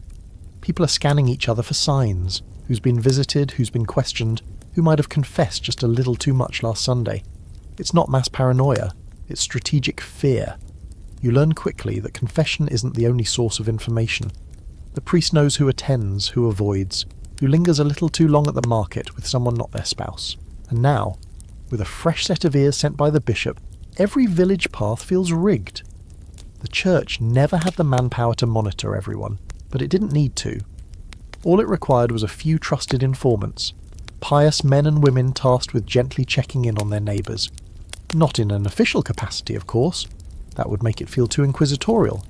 No, this is framed as pastoral care, concern, a friendly visit, a spiritual checkup. How's your prayer life, they ask. Are you keeping the fast, and the one that always follows sweet as poisoned honey? Are you living chastely? You meet one of these visitors on a damp morning when the fog rolls in low and sticky. She's middle-aged, eyes sharp, voice gentle. You've seen her at Mass, always early, always in the front. She compliments your firewood pile, then asks if your spouse has been feeling well. The pause between her sentences is loaded. Then comes the question about Advent, whether you've managed to stay spiritually focused. It can be hard, she says, for couples. Her tone is sympathetic, but her eyes are collecting data. You're careful in your answer. You speak vaguely, use the accepted phrases. We've kept our intentions pure, and we pray for strength during the vigil season. She smiles, nods, moves on, but you feel hollowed out afterward, like you just performed a morality monologue for an audience you didn't audition for. Soon after, you hear of a family down the road being asked to make a special confession session. Nothing public. Not yet. But word spreads. A child overheard something. A servant saw candlelight at an odd hour. Or maybe someone just guessed. Either way, now they're in the system. The moral dragnet has them, and even if they're innocent, or rather, even if they've only sinned respectably, they still have to answer for it. This isn't Inquisition-level stuff. There's no torture, no formal accusations, no inquisitors in black robes. That comes later, in other places, with fire and force. But the seeds are here, in the gossip, in the gentle questioning, in the way people start second-guessing their neighbour's warmth and their own desire. You realise that the Church's most powerful enforcement tool isn't punishment, it's community pressure. When everyone's watching everyone else, confession becomes redundant. You start noticing other patterns. A woman who used to wear a red ribbon in her hair suddenly switches to dull brown. A man who laughed freely now keeps to himself. You hear of a young couple who sold their mattress and now sleep on straw, voluntarily, as an act of penitence, or maybe preemptive protection. If you remove the temptation, you remove the sin. That's the logic anyway. The worst is the fear it plants in your own home. You and your partner start whispering more often, waiting until late to speak freely, and even then, with unease. One night you reach out just to hold their hand, and pause, not because you're afraid of them, but because you wonder, absurdly, if someone might hear. There's no one outside, no eyes at the window, but that's how well the system works. It doesn't need to be real, just feared. And this wasn't universal. Scholars today debate how widespread these surveillance tactics were. Some argue that only certain zealous dioceses employed lay spies and moral monitors. Others believe that such systems were unofficial but incredibly common, embedded into parish life by years of habit and subtle direction. Like most things in this era, the truth is slippery, but the effect, that's visible. Behavioural records, confession logs, court testimony. The numbers change, but the anxiety remains constant. What's really unnerving is how much of this isn't top-down. The Church may have suggested it, but the people implemented it. Wives watching husbands, parents questioning children, parishioners ratting each other out, not always out of cruelty, but out of real belief. They thought they were protecting souls, stopping sin before it took root. They were guarding the village from damnation, one awkward question at a time. A fringe story emerges from a neighbouring town. An especially strict bishop had allegedly assigned a team of young men, dubbed the Watchers, to patrol neighbourhoods during Lent. Their job was to listen for sounds from within homes that might suggest inappropriate closeness. They were said to carry lanterns and walk in silence. Most think it's just a tale, but one merchant swears his brother saw them, shadowed in the snow, standing still outside a window for nearly an hour. You want to disbelieve, but how do you argue with a system that doesn't show its face? And then one day, it ends as abruptly as it began. The bishop's envoy moves on. The lay monitors fade back into normal life. The tension recedes like a tide. But the damage is done. Trust, once frayed, doesn't stitch itself up so easily. You find yourself hesitating even months later when no one's watching. When you know, rationally, that there's no visit scheduled, no ears at the wall. It's a strange, sour legacy. The Church taught you to be afraid of your own flesh. Then it taught you to be afraid of your neighbour's ears. And now, it's taught you to monitor your own soul as if someone else were living in it. But beneath the silence, resistance is growing. Quiet, yes, but alive. A look held too long. A hand not pulled away. A couple who decides this time not to confess. Not because they don't believe, but because they've had enough of being policed for loving each other in the wrong season. By the time the Renaissance begins tiptoeing across Europe, its ideas, art, and heat trailing behind it like candlelight in a dusty hall, you begin to feel something changing. Not loudly, not all at once, but the old grip is loosening. The chain around the body starts to slacken, link by link. People begin looking up, outward, inward, not just to heaven, but to each other. And for the first time in generations, the question isn't, is this allowed?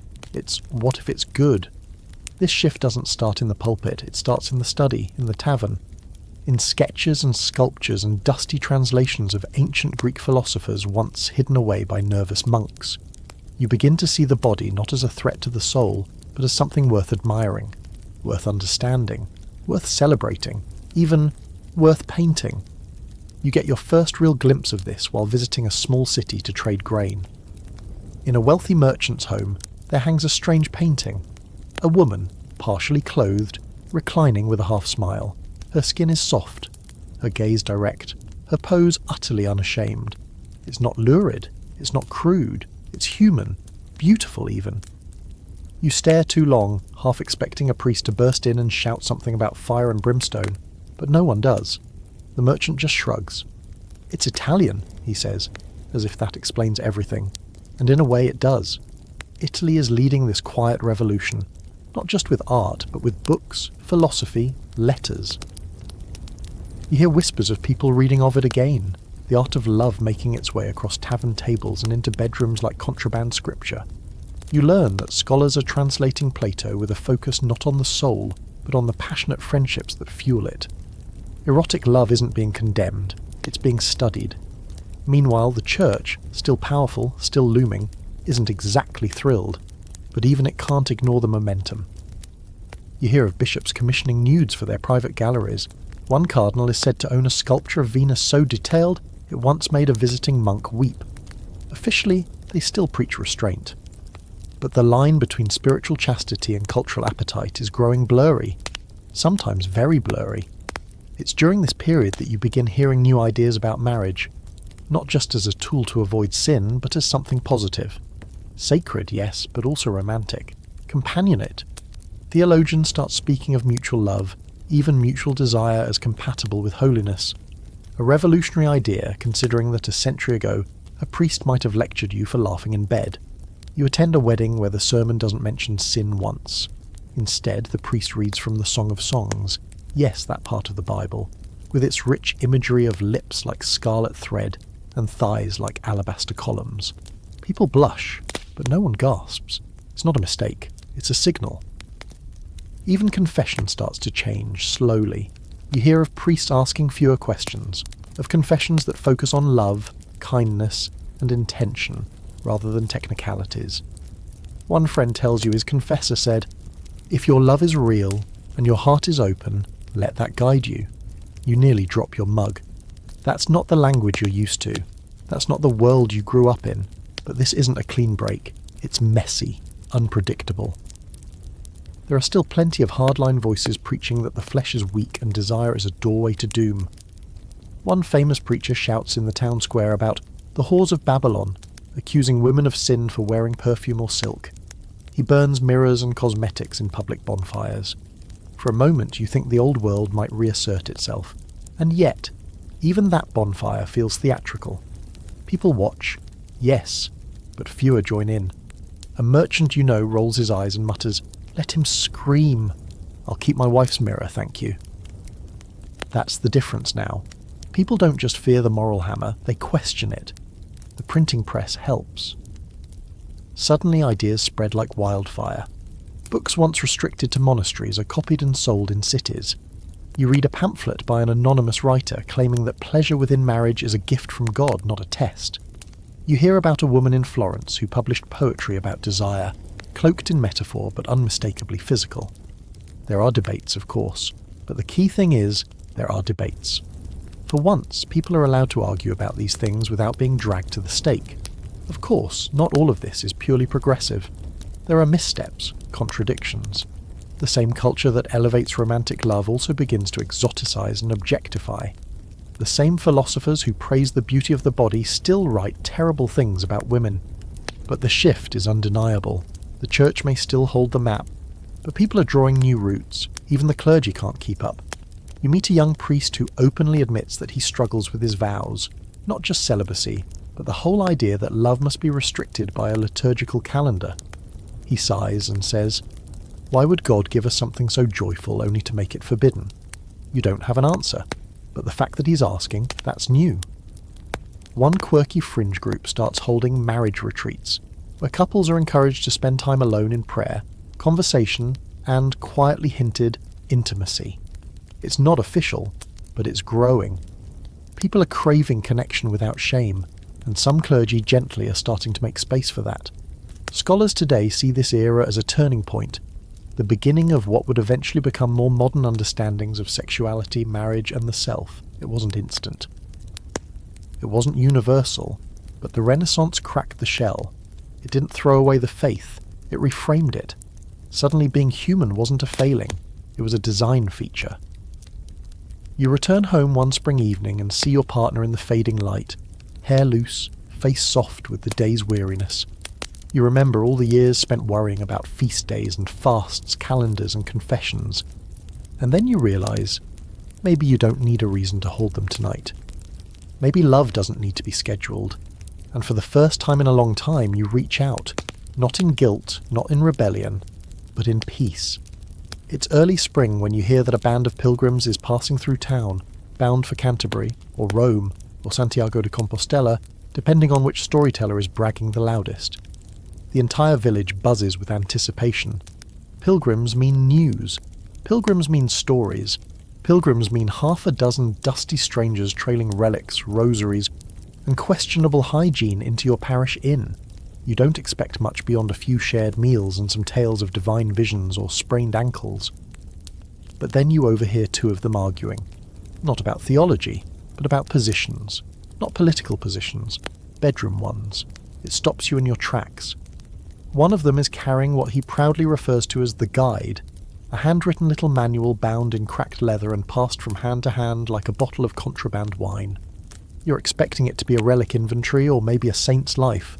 Instead, it's a collection of diagrams, pages filled with sketches, crude, not exactly artistic, but unmistakable. Alongside them are notes, quotes, and plenty of speculation about what's licit, what's tolerable, and what's definitely going to get you 40 days on bread and water. You don't ask to see it. You just loiter a bit too long by their fire, pretending to pick your teeth with a twig.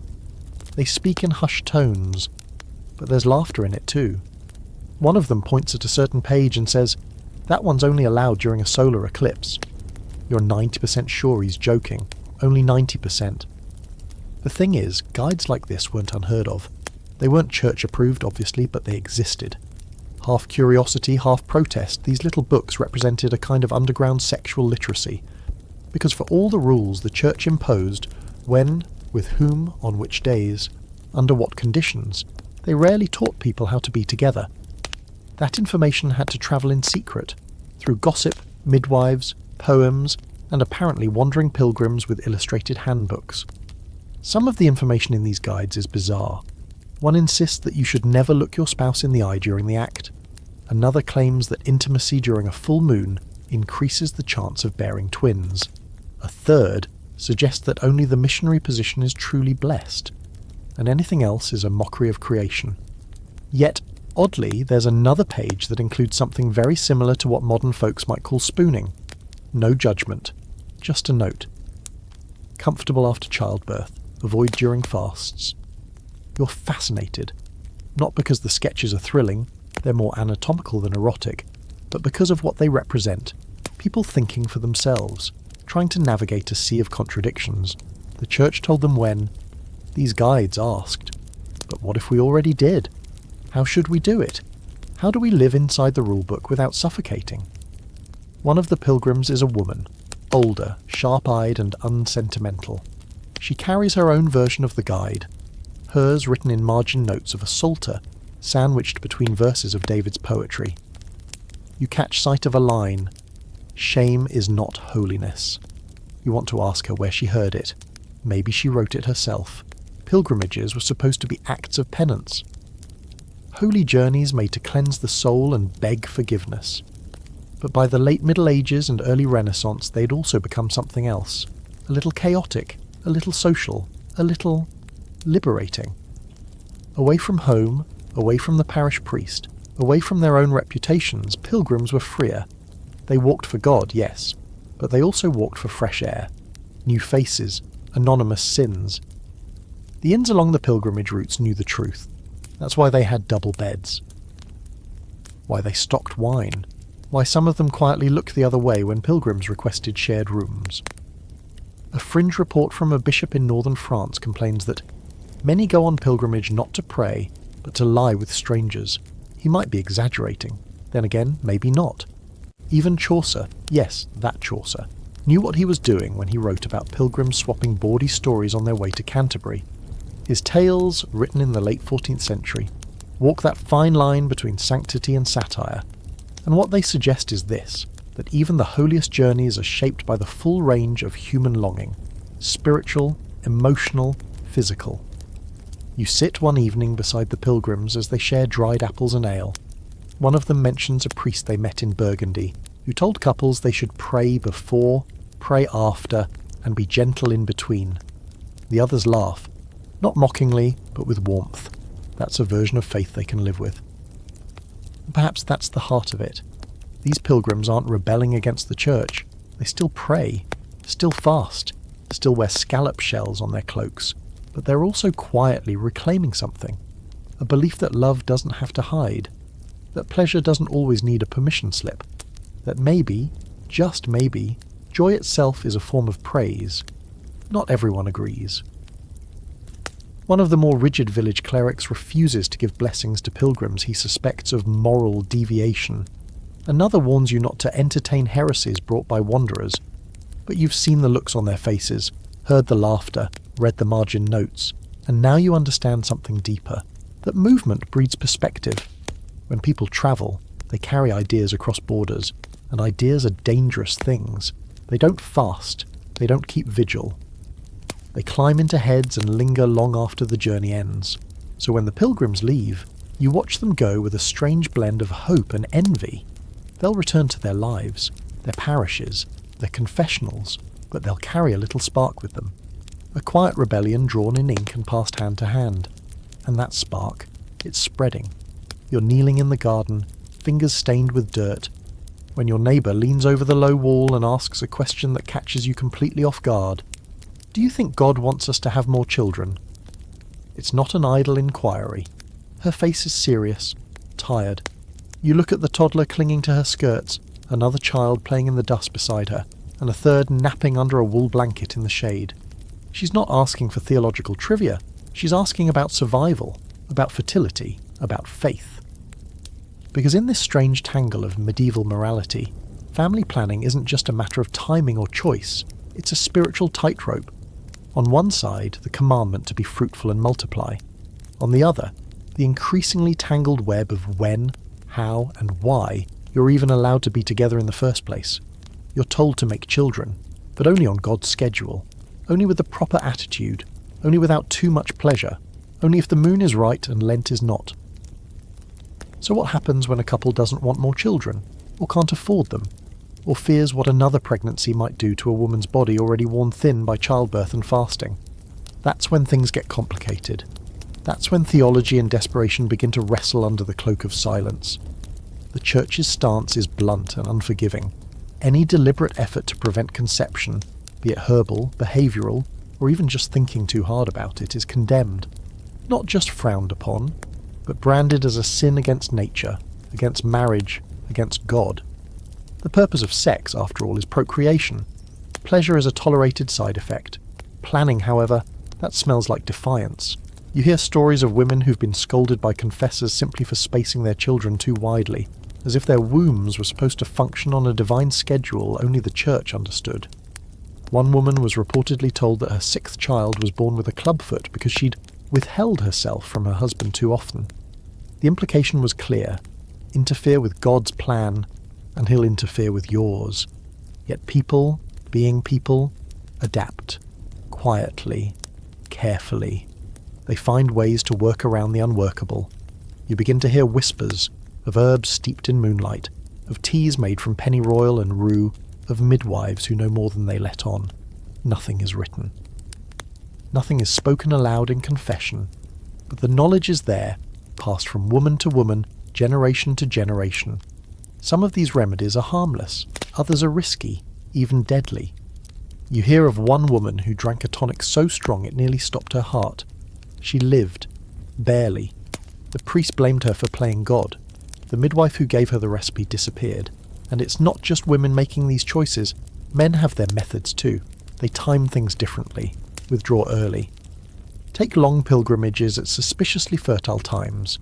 One man tells you, a little too proudly, that he and his wife only lie together when the stars are least expectant. You don't ask what that means. You suspect he doesn't know either. The strangest thing is how everyone pretends not to notice. The church preaches one thing, the people live another. A kind of unspoken agreement forms. Don't talk about it, and maybe it doesn't count. Confess your lust, sure, your envy, your gluttony. But not this. Not the choice to wait. Not the fear of a seventh mouth to feed. Not the decision to protect a woman who's already nearly died twice in childbirth. Scholars today wrestle with how widespread these quiet practices were. Some argue that medieval people had no real understanding of conception, that they left everything to chance and prayer. But that underestimates them. These were people who could track moon cycles, predict harvests, and read the signs of animal fertility. They knew their bodies, they knew each other, and they knew when it was dangerous to bring another life into the world. There's a fringe manuscript you see once in a scribe's collection, tucked between sermons and saints' lives. It's simply titled On the Times of the Body. It's not overt. Just a list of moon phases, plant names, and vague comments about cooling the womb or resting the seed. It was likely written by a nun, judging by the careful hand. You doubt the bishop has seen it. You doubt he'd approve. And yet, the deeper irony is that church teaching sometimes wobbled under its own contradictions. You were told to be fruitful, but also to abstain during fasts, feasts, vigils, and after childbirth. You were expected to embrace children as blessings, yet also to avoid sex for reasons ranging from spiritual cleanliness to agricultural superstition. You could find yourself in violation of the moral code whether you conceived or didn't. Some couples simply give up trying to follow the rules. One man you know, older and widowed now, admits that he and his wife used to let nature and mercy sort it out. They prayed, yes, but they also planned. He shrugs. We wanted to love each other without burying more children than we raised. You sit with that sentence for a long time. There's a quiet kind of resistance in these choices, not the loud rebellion of heretics, but something softer, domestic, strategic. Wives who claim headaches on feast days, husbands who fall asleep early during fertile windows, couples who schedule affection just after confession, when the soul is clean but the womb less likely. It's not theology, it's survival. And slowly, over time, even some clergy begin to bend. A kindly priest in a nearby town starts speaking less about the number of children and more about the quality of love. Another simply stops asking questions about timing. What happens in your home is between you and God, he says during confession, a revolutionary sentence disguised as compassion. You think of your neighbour again, of her tired question by the garden wall. You didn't know what to say then, but now you might.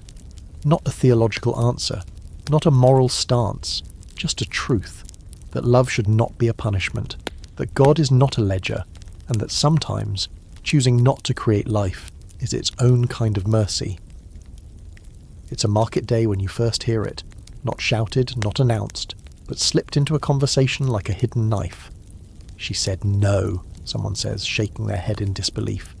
You lean in, pretending to examine apples, while your ears tune to the real story. A wife from a village just 2 days north refused her husband's request to lie together, and not because it was Lent, or a feast day, or even because she was sick. She just didn't want to. She said no, and held the line. You expect to hear that she was beaten, punished, dragged before a priest. Instead, the conversation trails off into quiet awe. She made him sleep in the barn, someone else mutters, and he did. They nod, not approving exactly, but not condemning either. The tone is part scandal, part admiration. Because what that woman did wasn't just a personal choice. It was a rupture in the accepted order of things. Wives weren't supposed to say no. Medieval marriage was supposed to be a partnership, but in reality it operated more like a holy contract with specific terms, and one of the non-negotiables, the marital debt, that lovely euphemism which meant a wife owed her husband sexual access, and vice versa whenever requested. It was mutual in theory. In practice, the scales tilted heavily toward the husband. His desire was often framed as more urgent, more justified, more natural. Her body? A vessel for duty. And yet, as the decades inch toward the later Middle Ages, you start hearing more and more stories like hers. Women who push back. Not loudly, not with rebellion in the streets, but with refusal in the dark. With cold shoulders, closed doors, headaches that may or may not be real. Some simply wait out the feast days and fasts, stacking excuses like firewood. Others begin using theology as a shield. It is the eve of St. Bridget. I am in prayer. God sees our restraint. For once, the calendar becomes a tool of defence instead of discipline. You speak to a midwife, an older woman with more knowledge in her eyes than any priest dares acknowledge, and she says she's known wives who quietly banded together. They'd share stories, trade warnings, offer strategies. One might warn another that a priest was asking pointed questions in confession. Another might suggest an herbal tincture to dull the edge of desire, when a husband was growing insistent. It's not open rebellion, but it's resistance, patient, tactical, female, and the church? The church didn't like this one bit. You find sermons warning against the sin of marital refusal, equating a wife's denial with spiritual rebellion.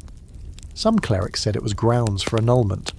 Others taught that a husband could demand the debt even at risk to the wife's health. There's a grotesque story in one penitential about a man who insisted on relations while his wife was gravely ill, and rather than being condemned, he was told to pray, but not to stop. She, after all, had a duty. Her suffering was his temptation. The logic twisted itself like a thorny vine, choking any room for consent. But things were beginning to shift. Theologians of the later Middle Ages started acknowledging that maybe, just maybe, a wife wasn't a walking sacrament dispenser, that perhaps consent wasn't just important, it was necessary. Some thinkers even began to argue that mutual desire enhanced the sanctity of the act. Radical stuff for a church that had long warned that too much pleasure, even between husband and wife, was basically a handshake with the devil. One particularly bold text, anonymous of course, floats the idea that if a woman says no, and the man insists anyway, he sins twice, once in forcing her body, and again in defiling a union meant for mutual grace. You reread that line 3 times. It doesn't sound medieval, it sounds modern. And yet, there it is, ink on parchment. Proof that some were listening, some were learning. Of course, the debate never stayed academic. In towns like yours, ideas filter down slowly, unevenly. One priest might cling to the old ways, declaring that refusal is a violation of divine order. Another might quietly counsel husbands to practice patience and humility. One might tell a weeping woman to submit. Another might ask her gently, "Is your heart at peace?" And not all refusals come from fear or fatigue. Some come from anger, from betrayal. You hear of a woman who locked her husband out for 3 months after he confessed to spending time with another woman during a pilgrimage. She refused to receive him until he made a public act of penance. He did. Marital politics in real time. These acts of defiance ripple through households. They test boundaries, not just between husband and wife, but between marriage and morality, between love and law. Because if a woman can say no, then she's not just a wife, she's a person. A soul with agency, a body with its own liturgical schedule. Of course, not everyone approves. One village elder mutters that if women start saying no whenever they please, the home will fall into chaos. You ask him what kind of home falls apart when a wife is allowed dignity. He doesn't answer. Scholars argue whether these refusals were common or exceptional. Some believe most women simply endured, that the risk, social, physical, spiritual, was too high. Others point to letters, court records, even poetry that hint at a broader undercurrent of resistance. The truth likely lies somewhere in between. Many endured, but some fought, and those few lit sparks in the dark. You think of that woman again, the one from 2 days north, the one who said no. You imagine her in her cottage, standing firm as her husband stares at her, confused or angry or maybe just stunned. You wonder if she prayed before doing it, if she cried after, or if she finally slept in peace. Because sometimes rebellion doesn't look like fire or fury. Sometimes it looks like saying "Nas, not tonight," and meaning it. Sometimes it's just silence, stillness, a body no longer afraid to hold its own ground. You're delivering bread to the rectory when